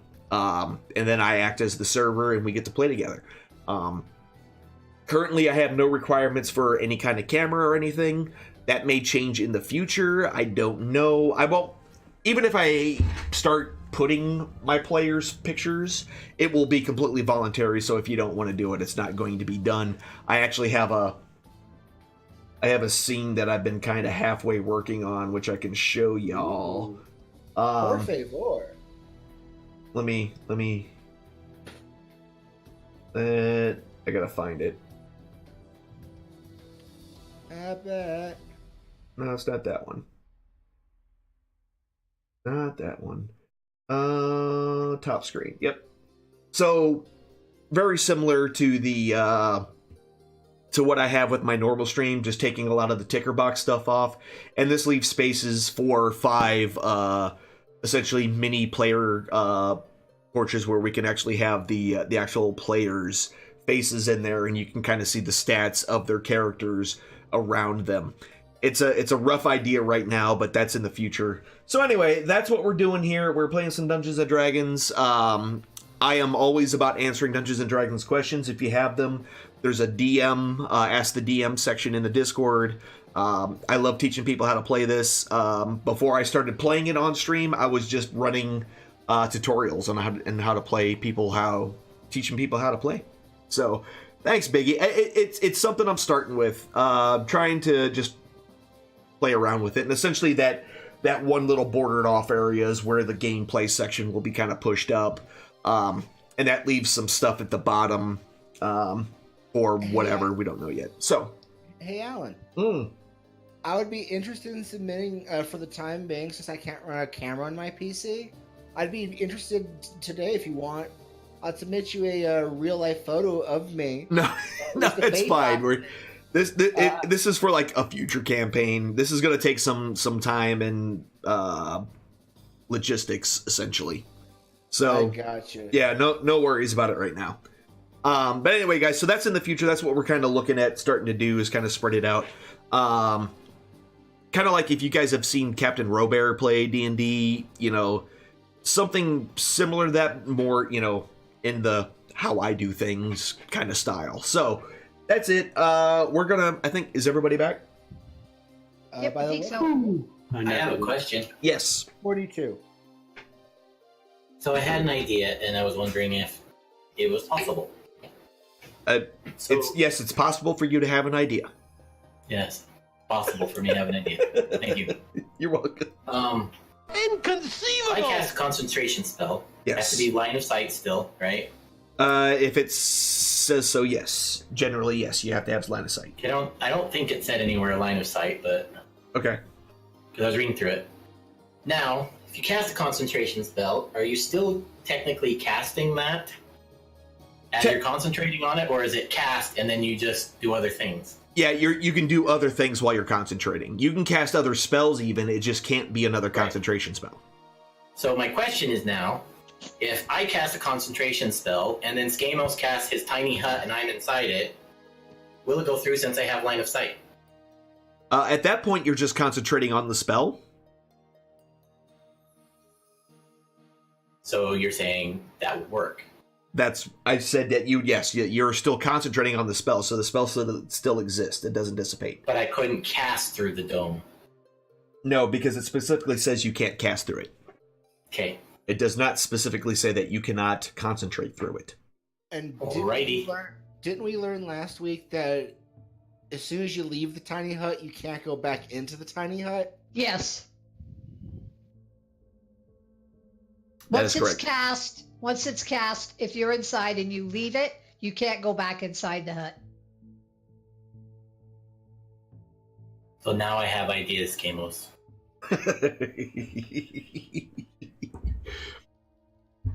So, where we left off, guys, because it sounds like we are all back. Just coming into all of your dark vision, steps up this skeletal warhorse with this very gaunt-looking individual sitting on top of it. Boo. And then And are our trees creatures now that they're awakened? I mean, did you guys say something? I mean, I don't know. Are they awake? Do the No. trees sleep? No, I mean that they're actually like living trees now. They haven't Are moved. they now considered creatures? Oh yeah, the trees are creatures. Okay. The trees are creatures. Yes. And we should totally wake up the trees, by the way. I don't think they Well, sleep. the trees don't necessarily sleep, but while they're not They don't moving, have dark vision. while they're not moving, they absolutely do look like nothing but trees. So they don't breathe or anything like that because they're trees. They just have a consciousness now, essentially. Okay, cool. I would like to protect our horses, considering they're such wonderful horses. I would like to step out of the hut if no one has a problem with that, and make my way towards said imposing figure, or at least the one that is closest to the hut. They don't know how many of us are in here, or, they can't see us. We can only see them. Let me go talk to them then. So right now, they can actually. I'm curious here. I gotta open this up.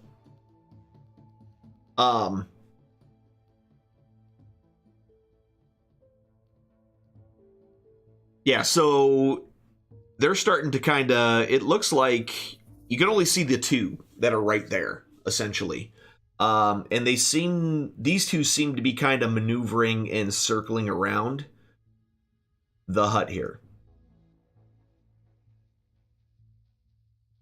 Ruh-roh. So they know we're here, they just don't know how many. They can probably assume based on, Number of horses. yeah, but they don't know that Biggie and Toothless are, their enemies. True. And that my warhorse is going to kick him in the face. But True. so Well, we let- could get the jump on them, possibly, if it doesn't look like they're going to attack our horses. Because if I remember right, I can drop this dome down at any time. And then True. Yeah, you launch can them. dismiss it. You can dismiss it for free, essentially. So, Can you cast it again? It takes a minute. Okay. so let them circle. our So camp then. so he used one third level spell slot. You have 3 total, right?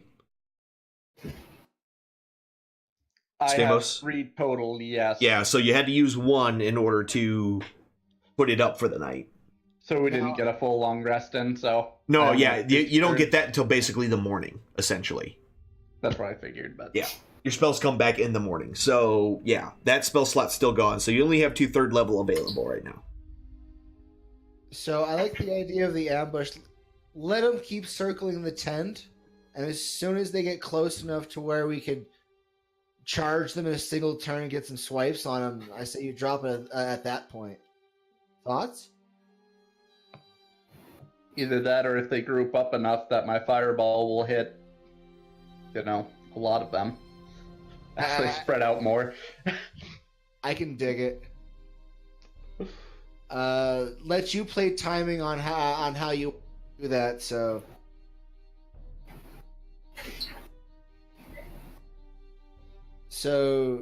let him go round and round until something happens.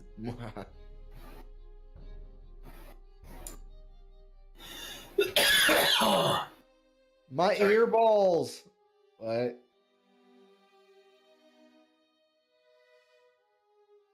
All right, so Ooh, you guys are just waiting right now? for the time being. What are they armed with? From what you can see with these guys, essentially they have they definitely have bows on their back, and they have long swords strapped to their hip. A couple of them have actually taken their bows off of their backs and kind of have them in their hand ready. But that's what they're currently wearing. Are they wearing any like armor, or are they just? It looks like it's a leather armor. Or give me a perception check. It's some sort of leather armor. Okay. Trying to think of something I could do besides fireball them. But really, fireball or enemies abounding them is about it. Enemies abound would probably backfire. So they, as they're continuing their circling maneuver here, the fifth one that you saw finally comes into your view. And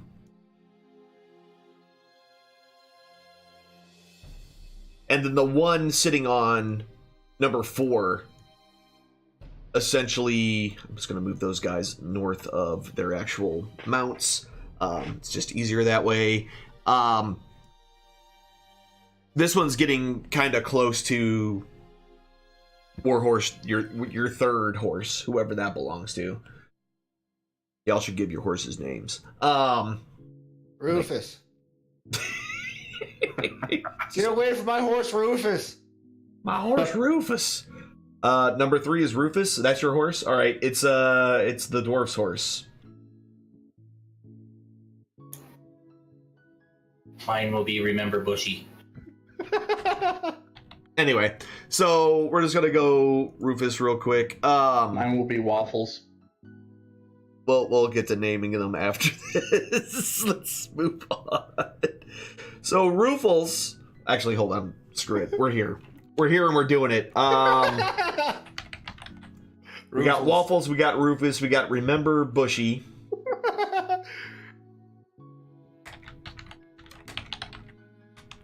Not Fushy. Bushy. And we got one more horse that needs to be named. I'm Andrea's horse. I will name it Wrangler. There we go. We got Wrangler, Waffles, Remember Bushy. And number 4. It should have up. Well, who do we miss? Greg and Cousin.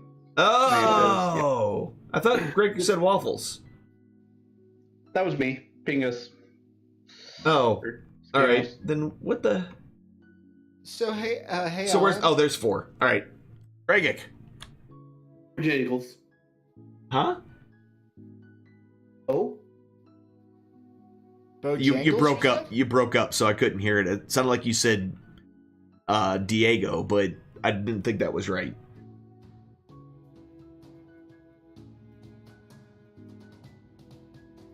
Bojangles. Got it. Okay. I was like Diego? Okay. Was that right? I don't know. It kind of cut out. All right, cool. Now everyone is named Bojangles, Rufus, Waffles, and Wrangler. And Remember Bushy. Poor George. Poor Georgie. Getting 8. All right. They all float down here. That's right. They all do. So every single one of these, and then this one is starting to move closer to this horse. Everyone go ahead and roll initiative for me, please. Oh. It would help if I didn't try to click on the stream to access such things.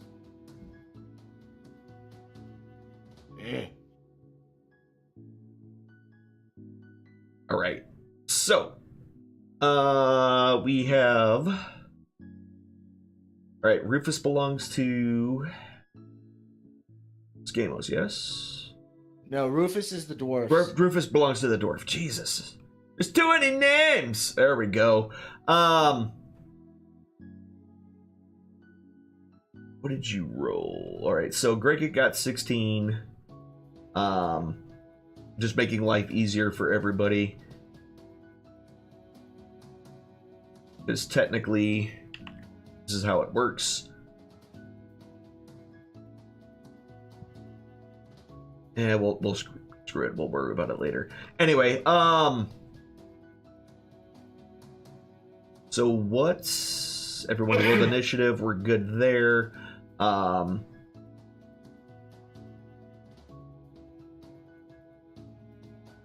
And all right. So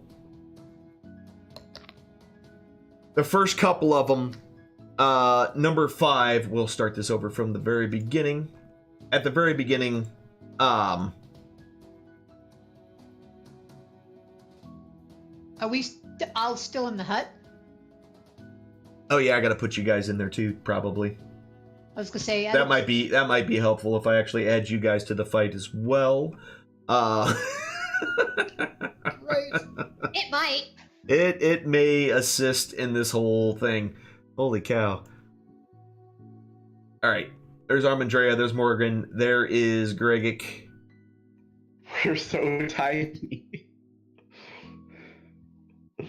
And Comparison where's to all the Huss at? horses and trees around. Mm-hmm. Did I put Morgan in there? I did. There's Huss. And here is Scaramouche. Scaramouche! Alright. So, now that we're all there and everything's there, the first one pulls out its bow. Number 5 pulls out its bow and takes aim at the hut. And then Not Jabba. yeah, we don't worry about the horse. The horse doesn't really get a turn, technically. Takes the same turn as... I gotta fix that. Anyway. Because it takes its turn at the same time. So basically how mounts work is that they take their turn at the exact same time as the rider. And they can essentially... You use the mount's movement to move the rider. They actually move together, but it can act independently of the rider. So, FYI. Could I command my horse to do an action from here? I mean, you can tell it to do whatever you want, but it's a horse, so, you know. It's probably not gonna understand a word you say. Fair. And if you're in the hut, it can't hear you. Yeah. And that's the Fair. other part of it. Yeah. So this one is 22. All right. And then Order Skeleton number 4. All right. So yeah, he doesn't get to go. Gregic, you're up. So, are we trying to still wait here, or can I just... So you can tell that number 4 has its sword out. It looks like it's got some ill intent towards Rufus. No, not Rufus. Rufus Say my isn't horse. Bojangles, so... Yeah, Rufus. I mean, he's a good horse, Right but he's next no to Bojangles. Bojangles. Hey. If my horse dies, I'm riding with you. So, I mean, I like it. Good luck. I'm glad that he put with. That's a very important word to use in Right. that sentence. yep. Yep. oh. Like how you have all your fireball, like you just got them ready and waiting to use at some point. Love Is it. there actually like a door on this thing, or can I just go out any side? You can go out any side. Essentially, it's just a magical barrier that looks like, from the outside, looks like a brown or whatever color semi-orb, semicircle, whatever you want to call it, semi-sphere, hemisphere, Well, atmosphere. before I go out, I'm gonna go ahead and enrage, Okay, just in case. that was probably a good idea. Do it.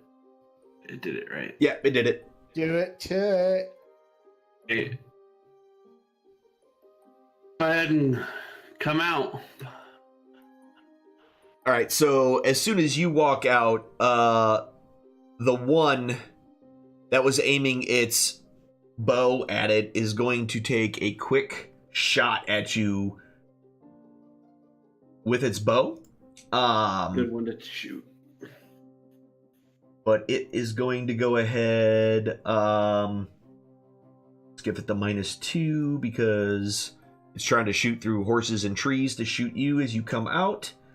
And whoops, I meant to roll it on you and I didn't. So he's going to take a shot, and that will hit with a 20. And the arrow screams at you, and you take 4 points of damage from the arrow getting shot from that guy immediately. All right. So you just coming out, though? Is that as far as you're going, or? No, I'm going all the way. All right. 15. Let's go all the way. So I think that's 25 right there. 5. Yeah, 25, 30. 35 and 40. Yeah, so 40. you can hit him or the horse from where you are. He's essentially it's not physically it's just easier to have them separate for rolling purposes, so I'm going to go ahead and I'll hit the horse. Okay. So this horse, it honestly looks, it's what yours would look like if it didn't have any skin or flesh or muscle. Oh. All right, yeah, your 19 definitely nails the horse. And 6 points of damage to the horse. Go ahead and hit the horse again. All right. And I got a question. You need to hold off. Okay, never mind. No, so it's supposed to. I was just checking something. You're good. I was just making sure it was putting the math in there right. All right. So yeah, after 2 big hits from your halberd, it looks it's pretty heavily wounded. All right, and you're done. All right, so Hunt Lord number 1 sees you and then rides his horse, charges directly at you. And as he gets close, he's going to go ahead and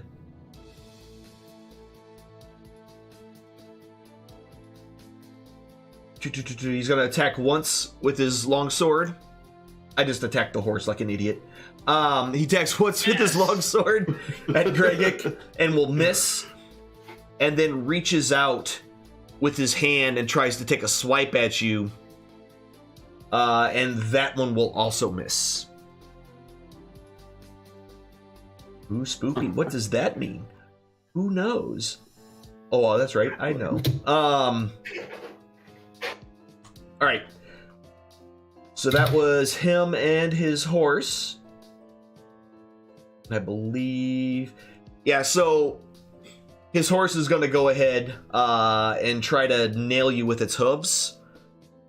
So it rears back and tries to do a quick slam into you, which actually hits you. And as it brings its hoofs down, you're able to shrug off some of the damage, but 3 damage is what you actually take. So now Hunt Lord number 2 is going to go ahead and take a shot at you. And will critically hit you. Ow. For All right. 7 points of damage resisted down to 3. Yeah. For that. And his horse, the second go around will take less time because I'm trying to make sure their horses are with them. So if you just, once I get that fixed, well, everything else will be fine. All right. So that's Warhorse Skeleton 2 for Hunt Lord 2, and then we have Hunt Lord number 3. Who gets his bow ready, pulls it out and gets it ready. And that was number 3. That was 16. All right, cool. And then next is... Wait, how did that get messed up? Oh, because everybody is 16. Hunt Lord number 4. That's where things got messed up. Okay. Hunt Lord number 4 is his turn. And he got... Number 4 was the one standing right next to Greggick and the horse. He quickly changes his current target and decides to take a swipe at you with his longsword, Greggick, and hits with a 17. Sorry,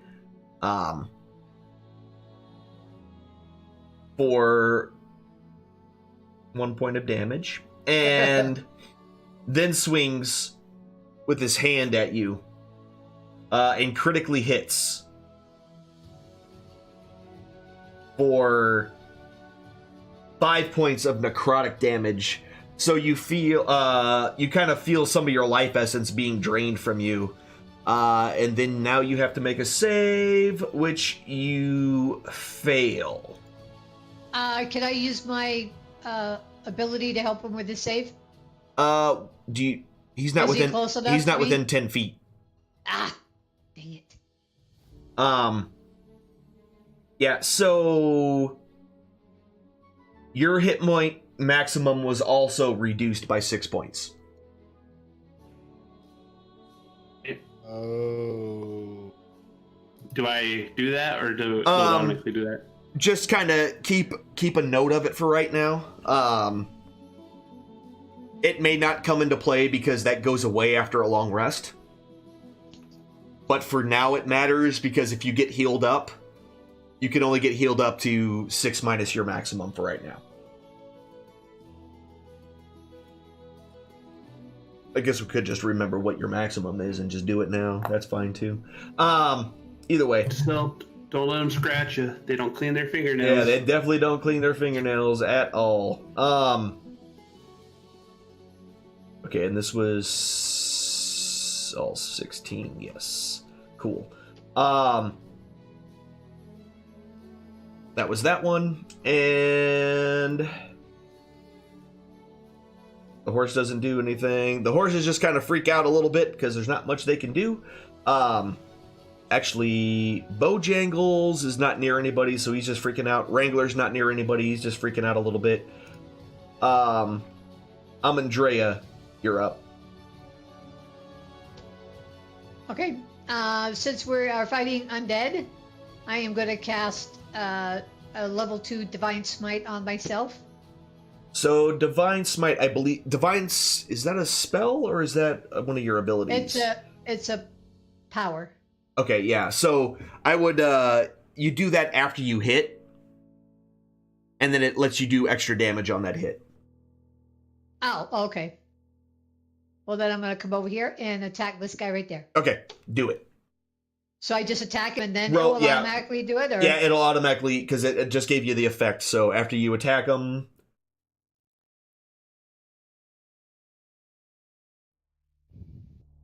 Because the good news is if you miss, it doesn't expend it. Okay. So, yep. All right, so your first attack missed. Okay, I'll try a second attack. That one will hit. Go ahead and roll your damage. See, it adds all the extra damage in there. So 30 points of damage to this guy. Yeah, radiant damage did a whole buttload of damage to him. 30 points of total damage. He is heavily wounded from that single hit. Wow. Yeah. Undead killer. Remember, Bushy can't do much. The fact that he's got his own name cracks me up, and that's what it is. And then I get to say that over and over again from here on out. Orgrin, you're up. 5, 15, 25. Oh, Lordy, that really doesn't do much for me. I just realized, had you rolled a crit on that, that is a whole lot of D8s. Yeah. Oh, Lordy.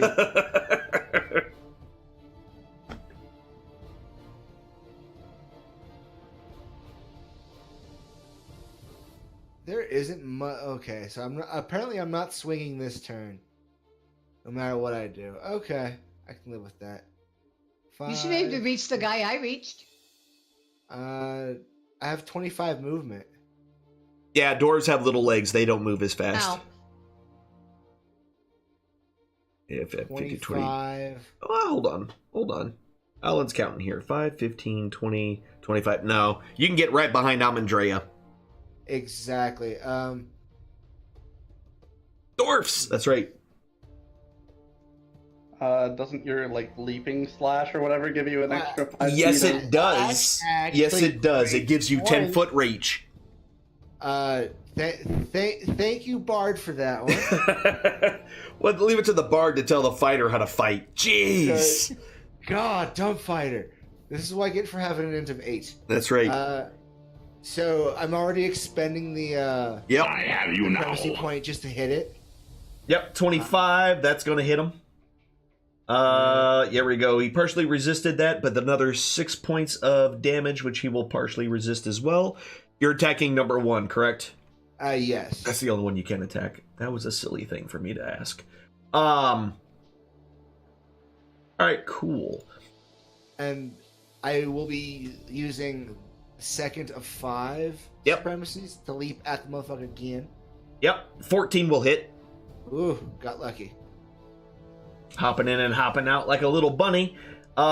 He is critically wounded at this point. Do I get to re-roll the lunging strikes? Or No. It's worth It's just the weapon die. Fair. Just the weapon die. That's where I'm going to call my turn then. All right. Toothless, who has heard the commotion, sees what is going on around him, and is like, yeah, I ain't dealing with this crap, and punches the dude that's right next to him and will hit him. 15 points of damage, resisted down to 7. This thing is looking really, really worse for wear right now. Biggie, who is now awake, sees what's going on and starts to beeline as best he can. 15. Actually, hold on. 15, 5, 15, that's 30. 35. Wow! 35, yeah, 40. That's as far as he'll be able to go. He can't attack, though. That uses up all his move. Huss. You're actually slower than the trees. Alright, I'm going to step out here, Okay. and I'm casting Moonbeam right there. All right. Are you casting it, like, directly on the horse with the rider? I'm assuming Yes. you're trying to hit both of them. Okay. Yes. Got it. Yeah, it's just, I don't have them stacked simply because it's, Yep. Yep. That's why I put it between them. Gotcha. Giggity. All right, and it's when he starts his turn. Oh, I'm casting it at level 3, so it does extra damage. okay. Do what you got to do, my friend. All right. Are you moving or anything, or you're done? Nope. All right. I'm good there. Skamos.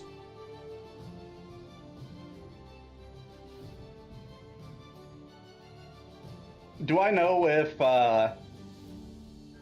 these guys will be hurt by fire? Give me either your choice. Do either a knowledge religion or, well, no, knowledge religion. It's undead.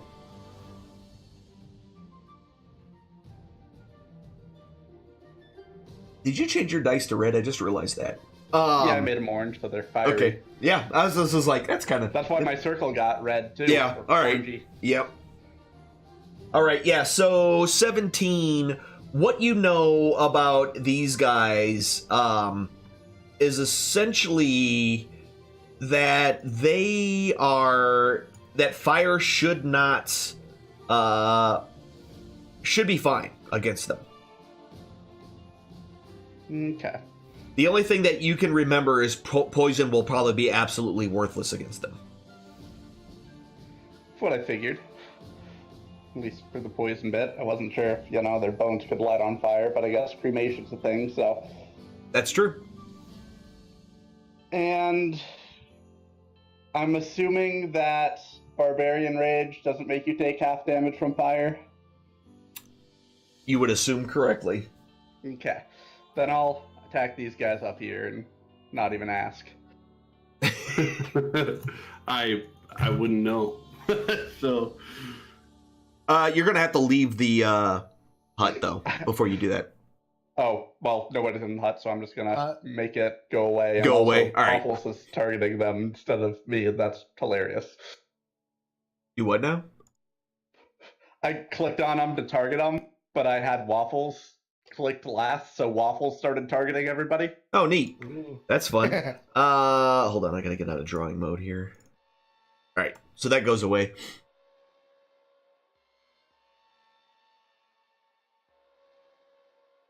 All right, so you targeted the two horses and the two hunters? Yep. All right. Go ahead and roll your saves for them. They pretty much all fail. 28 points of damage. So, their war horses both absolutely collapse under their weight. Did they all take one more extra point of damage there? Yep. All right. So Hunter 3 takes another point, and Hunter... I wish I could automate like that, like I did with... All right, so Hunter... That was number 3. Where'd he go? 3 and 5.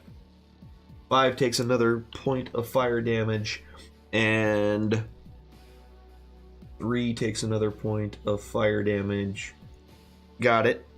And then their two warhorse skeletons collapsed underneath the fire. So your fiery ball of exploding heat spreads out, lighting the grass and stuff on fire, and leaving these two essentially lying in a pile of horse bones as these horses collapse underneath their weight after they died. That must have been fun to watch. Yeah, probably. So you good? Is that your turn? I'll get a little bit closer to everybody else. Okay.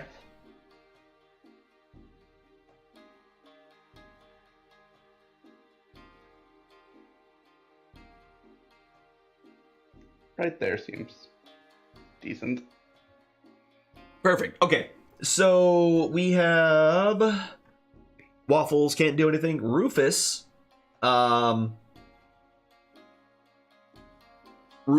who has had enough of that other horse's crap, is going to go ahead and protect itself from that other horse, and will hit with its hooves. Get him, Rufus. Its mighty hooves just smash into the skull of the horse, kind of shattering it a little bit, breaking it apart, and it collapses with its rider on top of it. And they both fall. Well, the bones and then that guy fall to the ground. Good job, buddy. All right. So we're now here. Oh yeah. Number 5 is going to go ahead and it takes its hand and points it down at the pile of bones below him, and almost instantaneously the bones reform back into that same skeletal horse. He then climbs back on top of it. That's cheaty. I bet he wishes I could do that. This guy here, okay. He climbs back on top of it, and then once he's up there, he's going to take a arrow shot at Gregic, which will critically hit, or 1 point of damage, probably. Jeez. For 12, which gets reduced to 6. Okay, that's a little better. And then we'll shoot a second arrow at Gregic, which will also hit. And that will do 10 points resisted down to 5. There we go. And Gregic, your turn. That was the third crit already in this fight. Yeah. I rolled nothing but ones like that first fight, so I'm due. Do I know what kind of like physical attacks they're strong against? And so you can give me like a knowledge religion check or a knowledge. Actually, if you give me a knowledge nature check, do that for me. You said nature. Yeah. Oh, well, let me grab that again because it didn't roll. Yep, that's a 15. So you know that the skeletal warhorses, anything that is made primarily of bone tends to take more damage from bludgeoning than anything else.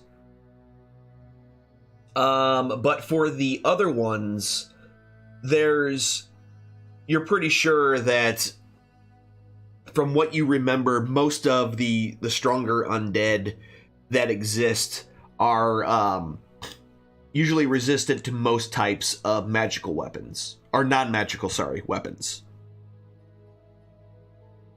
It doesn't really matter too much then. Yeah. Say a little prayer to your holy symbol. Or your unholy symbol thing. Maybe that'll hurt him more. The one that doesn't even belong to a god that he worships.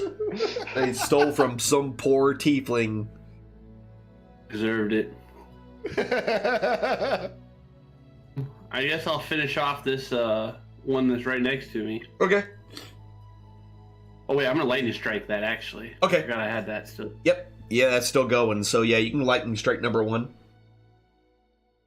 I'm assuming that's the one. It does make its saving throw.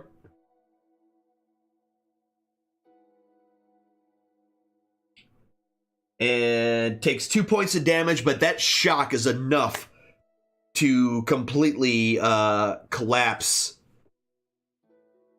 this Hunt Lord.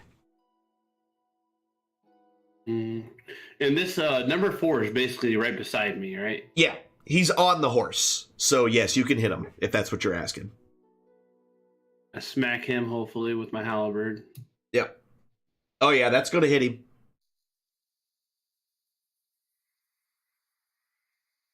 And he resists it a little bit.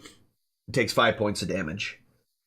All right. They basically have my ability then. Yeah. Right? Yeah, pretty much. Pretty much. Oh! It was so close to that 20. Did that damage get applied since my moonbeam's in the way? Yeah, it got applied. Why are you attacking a third time? That was my second attack. The first one was my lightning. Oh, crap. Yeah, it was. All right, never mind. No, wait. You got 3 attacks. Albert for damage. And lightning? Oh, okay. Never mind. I misread. I'm dumb. Ignore me. Well, don't ignore me, but, ignore this. Go ahead and roll your damage. That hit. Oh, that's weird. I didn't even roll that. Yeah, it wouldn't have counted anyway because it's supposed to be, should have halved on dude, so that would be 7 points of damage. I'll just remove 7 from him. That's Hunt Lord number 4. I'm holding dice in my hand right now. Do I just drop it somewhere? Maybe? I don't know. Yeah, you can just drop it anywhere. It should be fine. Alright, so that was 7 more points of damage to Hunt Lord number 4. Alright. And... Alright, Hunt Lord number 1 is dead. So he can't do nothing. His horse is dead. Oh no, his horse is not dead. His horse is still alive. Oh, it was number 4 that was dead. Okay. So this thing is going to try to take a gonna drop his hooves on Amandrea, who definitely dodges out of the way of the attack. No problem for her at all. Hunt Lord number 2 is going to go ahead and ride forth right next to Gregic, and is going to try to take a swipe at you with its hand, which will hit. Come on me. For 7 points of damage. And then you succeed on that saving throw, so you don't lose it's not a permanent loss of hit points. It'll then take a second swipe at you. And that one will also hit for 7 more points of damage. And you make your save, so it's not a permanent loss either. Warhorse number 2, who's directly underneath him, is going to go ahead and try to take and drop his hooves on top of you, and that fails. Hunt Lord number 3 goes and reaches his hand out to his horse and has it reform. He jumps on top of it, and in common, "The hunt is lost! Retreat!" And jumps on his horse. And these move 40, I believe. Double check real quick before I do that. 60 feet. Alright, never mind.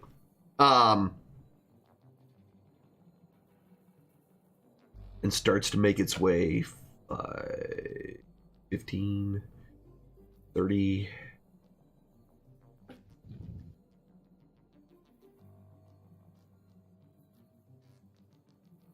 It's able to make its way all the way over here. Actually, why is the horse still unconscious? Oh, because I never took it off, that's why.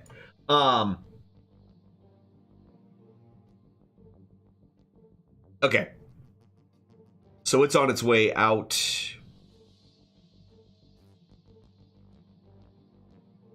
And number 4.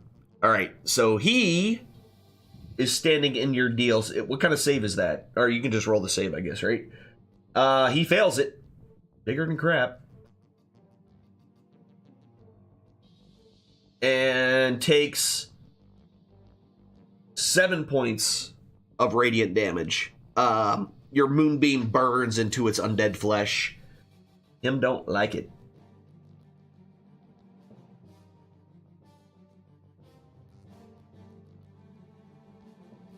And that's... yeah. And so he's going to go ahead and do the same thing and raise up his horse like all the other ones were able to do. Where's that, number 4? Yep. So he raises his horse back up, jumps on top of it. Greg, go ahead and take your opportunity to attack, either against the warhorse or the hunter, whichever one you choose. Let's choose the hunter. All right. What? So It's just a single, it's just a single attack against him. Well, that'll miss. All right, so 5, 10, 15, 30, 35, 40, 60, 65, 70, 75, 80, 90, 95, 100, 100. Yeah, so he's booking.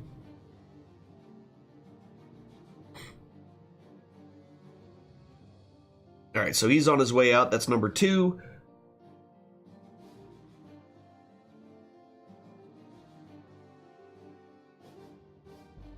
Oh, wait, not 2. What is that, 4? Yeah, 4. Sorry.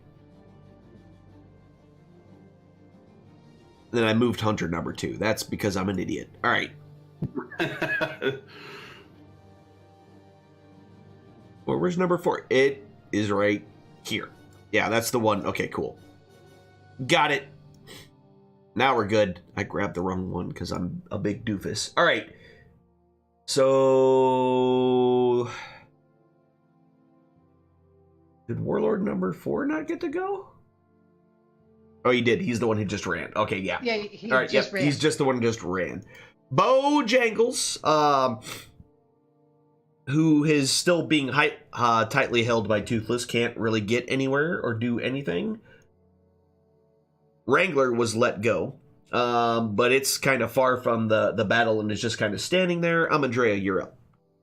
Okay, I'm going to move right here and attack this guy. Now, if each time when I hit him, I have to recast that Divine Smite, right? Each time that you actually hit him for damage, yes. Okay.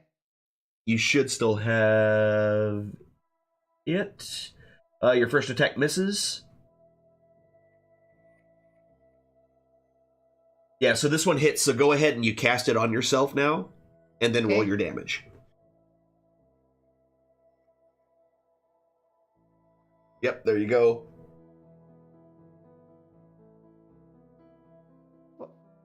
I didn't roll. Hang on a second. Yep. No worries. I tried to roll it on him and it won't let me roll it on him. It just drops. Okay. Let me try it one more time. Let's say if it doesn't, I'll try. There it Oh, goes. There it goes. Yeah, 23 more points of damage. Grand total of 18 is what it actually took. Yeah. Ouchies. That's a good smack to the little undead face of that guy. All right. Somebody finish him off. Yeah, that was 'cause that's 2. all I can do. Yeah, all right. Remember Bushy is being held captive by a tree. Morgan. Alrighty. 5,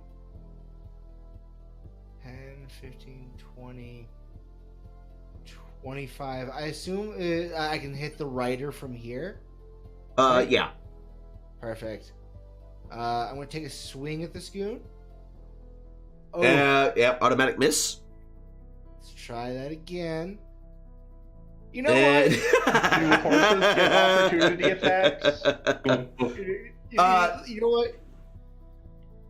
I want to use my action surge just out of sheer displeasure in the whole Okay. situation. I was gonna say, watch me miss this one too. Yeah. Does that hit? Nope, that's a That miss. hit? Psst. At least it wasn't a 3. You know what? I'm done. I'm And done. another 2. So yes, with a flurry of attack after attack, you cool him off ever so slightly with your fan blade. Yes, Lord Rider. You're just kinda I thought shaking you'd it, like you it know, slow. like a Right. palm leaf, keeping him nice and cool. Toothless doesn't like any of this that's happening.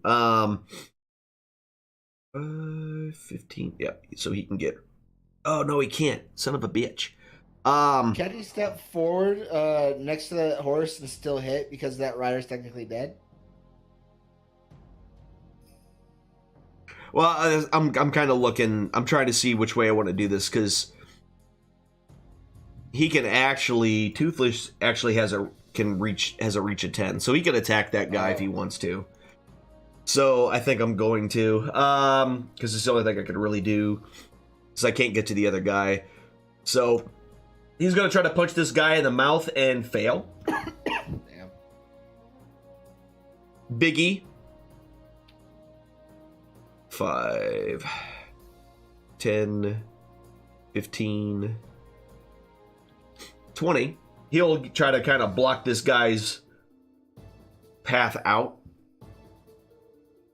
And will try to slam his big meaty tree fist into his face and misses. With a 9. A meaty tree fist. Yeah, a meaty tree fist. Giggity. Seen that in the movie once. Huss. You're up. Alright, I'm relocating my beam. Alright. Is that an action or is that a bonus action to move it? It says turn after you cast the spell, you can use an action to move the beam up Okay. to 60 feet. Alright. So that was your action. Yep, I'm good. Okay. You're good. Scamos.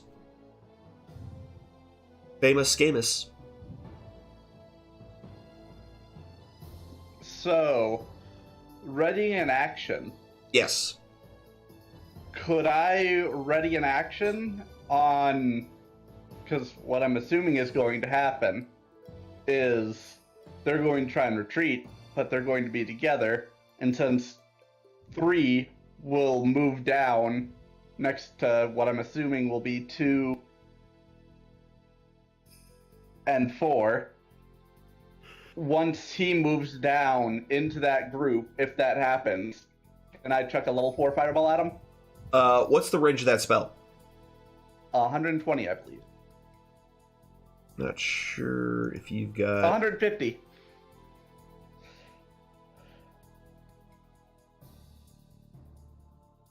And this guy is... Why is it not letting me do it?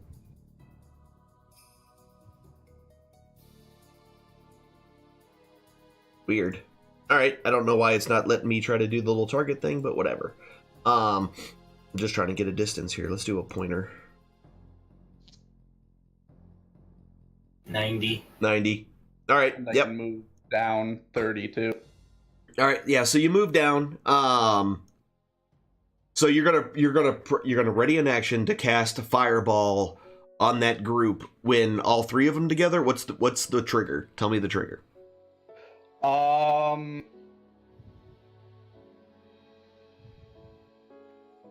When number 3 gets close enough to his group down below, when I can hit 1 or 2 or more of them. If it only looks like he's going to make it hit 2, then I'll do 2, if that's alright, and if not, then I'll do all 3 if it looks like they're all kind of So you're gathering. So really, what are you waiting? You gotta be a little more specific. Alright.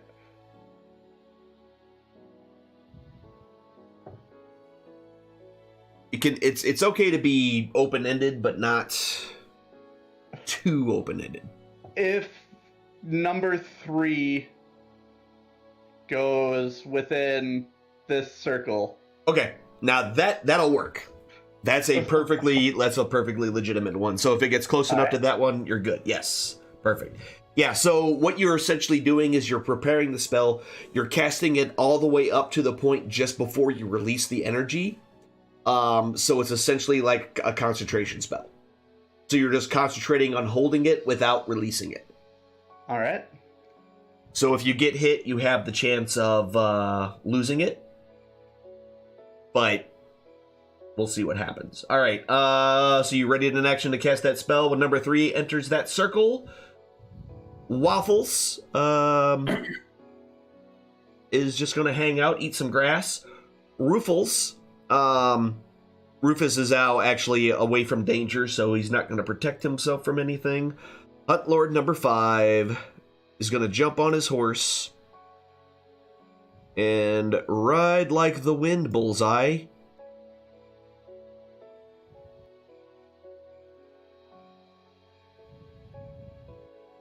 $80, $85, $90, $95, $100, $110, $120, right there?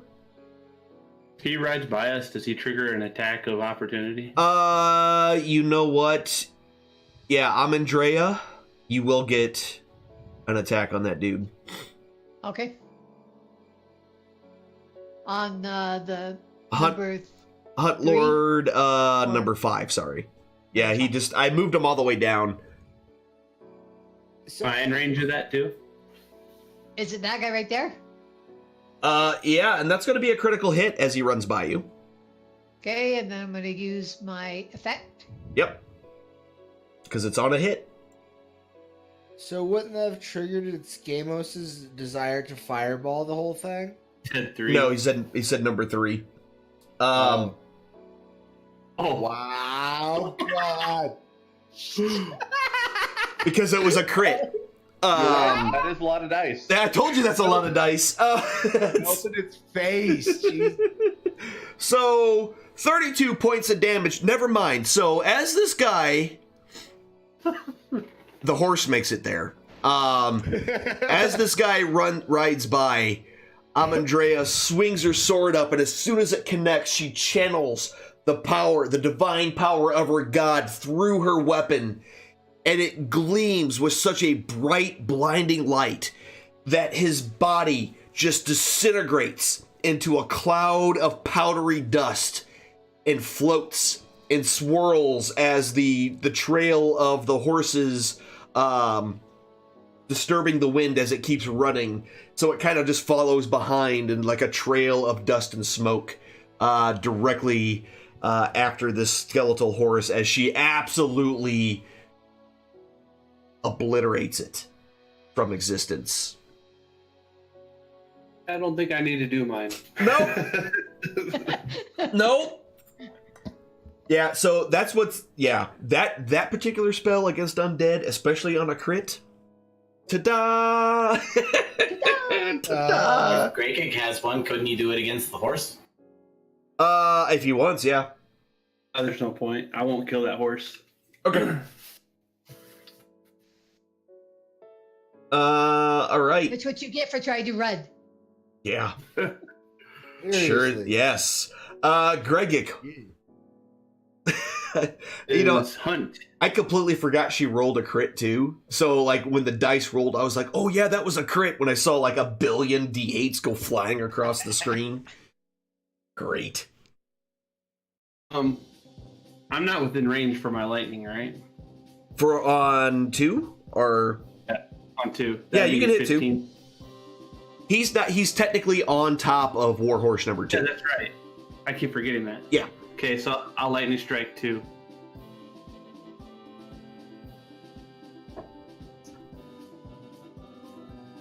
Oh, okay. Yeah, he's gonna make that save.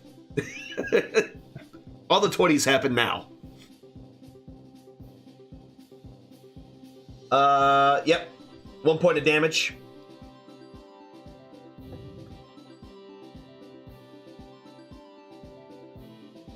Gonna stab him in his... Yeah, I'm gonna attack 2. Yeah. Inconceivable!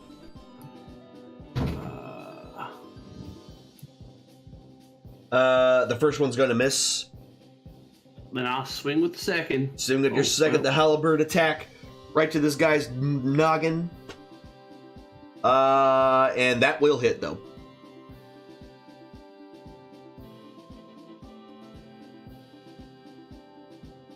Heavy damage.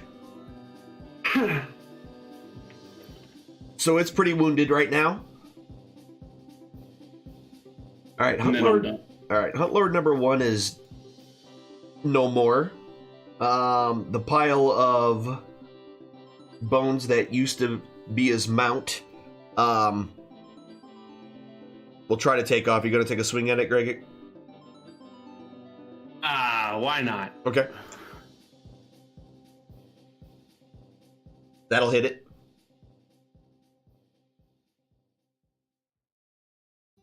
Alright, 7 points of damage. It goes running. And Mr. Treehead. Hey, Mr. Tree Man. Punch this guy for me. Who is this? This is Biggie.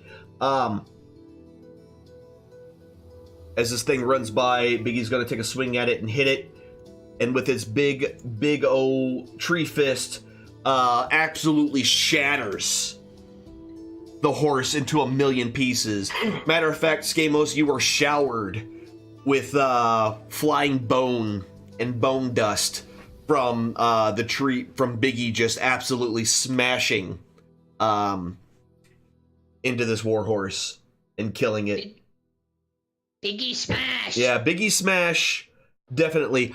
Hunt Lord number 2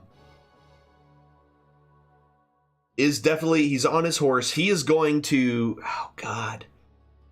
He's going to have to disengage. It's the only way that he's going to be able to do this. 5, 10, 15, 20, 25, 30. 35, 40, 45, 50, 55, and 60. And the horse is within it. If you're about to ask that question. So do I get to swing at them since they're running away? They did a disengage. Oh, okay. So no, you're not going to get a free swing on them. Yeah. He was a little more careful than his friends after watching one of them explode into dust. Did not want that to happen to him. So he was a little more careful in his choice of leaving. So that's number 2. Hunt Lord number 3. All right, go ahead and make him do his save. And the same with the horse as well. Huss, whenever you get done with this attack or with this damage. The horse fails. And the Hunt Lord makes it. So he is critically wounded. And the horse is critically wounded as well. So they both take heavy damage from your moonbeam. And then he takes off. Might as well get ready to start targeting stuff here, buddy. 10, 15, 20, 25, 30, 35, 40, 45, 50, 55, and 60. Let me go ahead and grab this dude and put him inside the circle just to make your life easier to... Alright, Skamos. Your trigger has now been met. Alright, there's the damage flying everywhere. Okay. Oh, wow. There's honestly no point, man. Everything pretty much... I didn't even notice everything was dead. Everything pretty much died. Like, good job. Except that one horse. Well, you know what? With that extra 9 points of damage, that horse is dead. So... Nice. Yeah, GG. matter of fact, actually, what is that? Horse number 2? I just want to see. He halved it. So so 9 divided by 2 is 4. Yeah, still dead. Yeah. As the last of them are all running, as they're all kind of catching up to each other, Skamos quickly points his hand out. The fireball streaks from his hand, centered right between all of them, and explodes in a brilliant, bright light that, with its smoke and dust and flames clear enough for you to see again, there is nothing left. We don't need no stupid wizard. We got a bard on our hands. Good job, buddy. Good job. High five. Yeah. Well, should we go back to sleeping? Don't think there's anything left to loot out of those guys. Right. Everything's been decimated. Could use a good sleep. You gotta get this necrotic crap off me. Right. Can I go rake through at least one of the piles to be satisfied that it's a pile worth literally raking through? Yeah, like which one? Just one of them that is close to you? Yeah, well, I want to walk up to the closest one to me, see if it's truly a pile of dust. All right. If there's anything So, more. as you're kind of digging through, you do see that there is a small golden ring. Does anyone want a golden ring? I already have me one. I'll take it. All I right. guess we search the rest of them too, if there was actually stuff. Okay. What we can find of them. So yeah, as you kind of search through the remains of what is left here, first off, Skamos is taking the ring. Yes. Yes. Yes, I am. All right.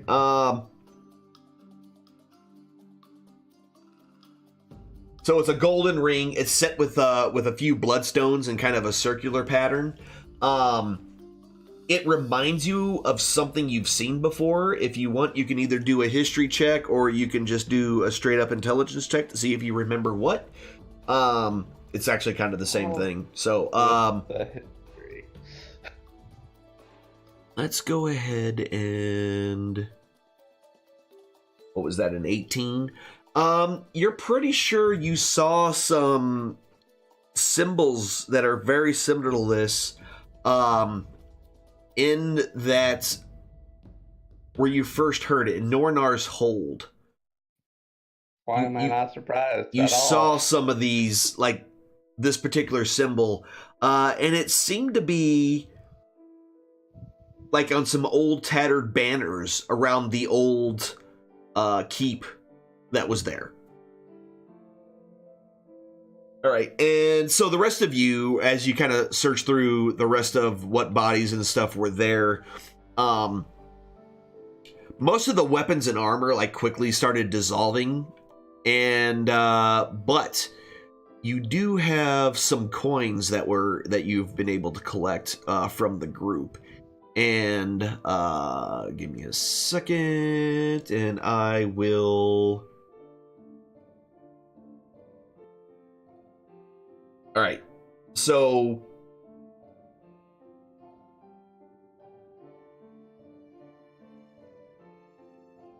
as you kind of dig through the rest of them, you have you end up with about 400 gold. Dang. Between the lot of them. Dang. Does anyone need gold for anything? I can put it in my pouch so that it doesn't weigh much. I'm currently trying to see if my plan is to save up, see if I can get a better weapon eventually. Heck, or enchant something. Yeah, or enchant my halberd.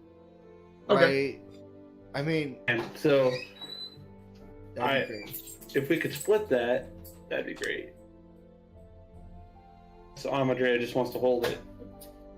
Yeah, she's got that fancy bag of holdings that makes things weigh so much less. So I mean, yeah, I pretty much only carry 15 pounds, pretty much. Hey, Alan. Yeah. I need to bow out. Uh-oh. Everything all right? Yeah, I'm just not feeling very good. All right, man. No worries. have a good one, dude. Feel better, dude. Okay, see you guys. Bye. Yep. So you said 500 gold? 400. Oh, 400. Yeah. And then that ring that Skamos took. Okay, I'll hold on to the gold for now. Okay. No worries.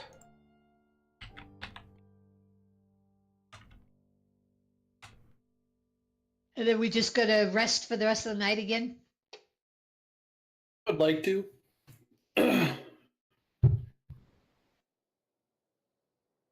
All right, cool. So yeah, Skalos, are you gonna go ahead and cast your last third level spell to Yes, give you I another am. thing? All right. So the rest of your evening pretty much goes on without a hitch. And you wake up the next day. So let's go ahead and drop the. I should probably get rid of all these guys that are dead. Matter of. Delete all the foes from the tracker. Thank you. They're all gone. So yeah, then the next day you wake up refreshed and kind of ecstatic about, the evening's activities. All right, and you guys are continuing on towards Yatar, correct? Yep. Or do you guys want to try and investigate that ring? That's what I was gonna say, because I guess I never actually said anything about it when I found the ring, because I was cranky and tired. They woke me up. I guess I was awake anyway, but it was on my shift, and they kept me up. But the ring I found, the symbol looks like the ones on Helmar's Hold, or whatever it's called, and it's, that's a sketchy place with a bunch of random floating things around. So you want to go reinvestigate that place? Maybe hunt some hunt masters? I could be in on an adventure like that. These guys do seem to carry a fair amount of loot on them. We could.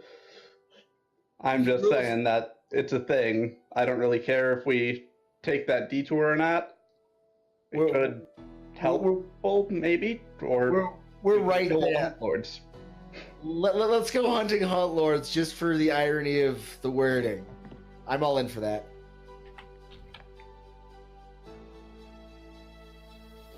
I personally think we should keep going on our way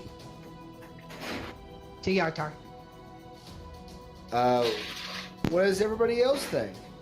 It's currently 2-1. And we're without our turtle. Yeah. Yeah. Oh.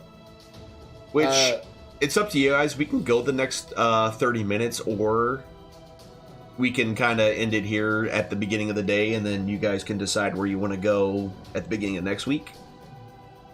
That'd probably be a good idea. Yeah, let's just do that. Okay. I third that. Perfect. All right, that works, guys. Another great night tonight, guys. Everybody watching, thank you very much for being here.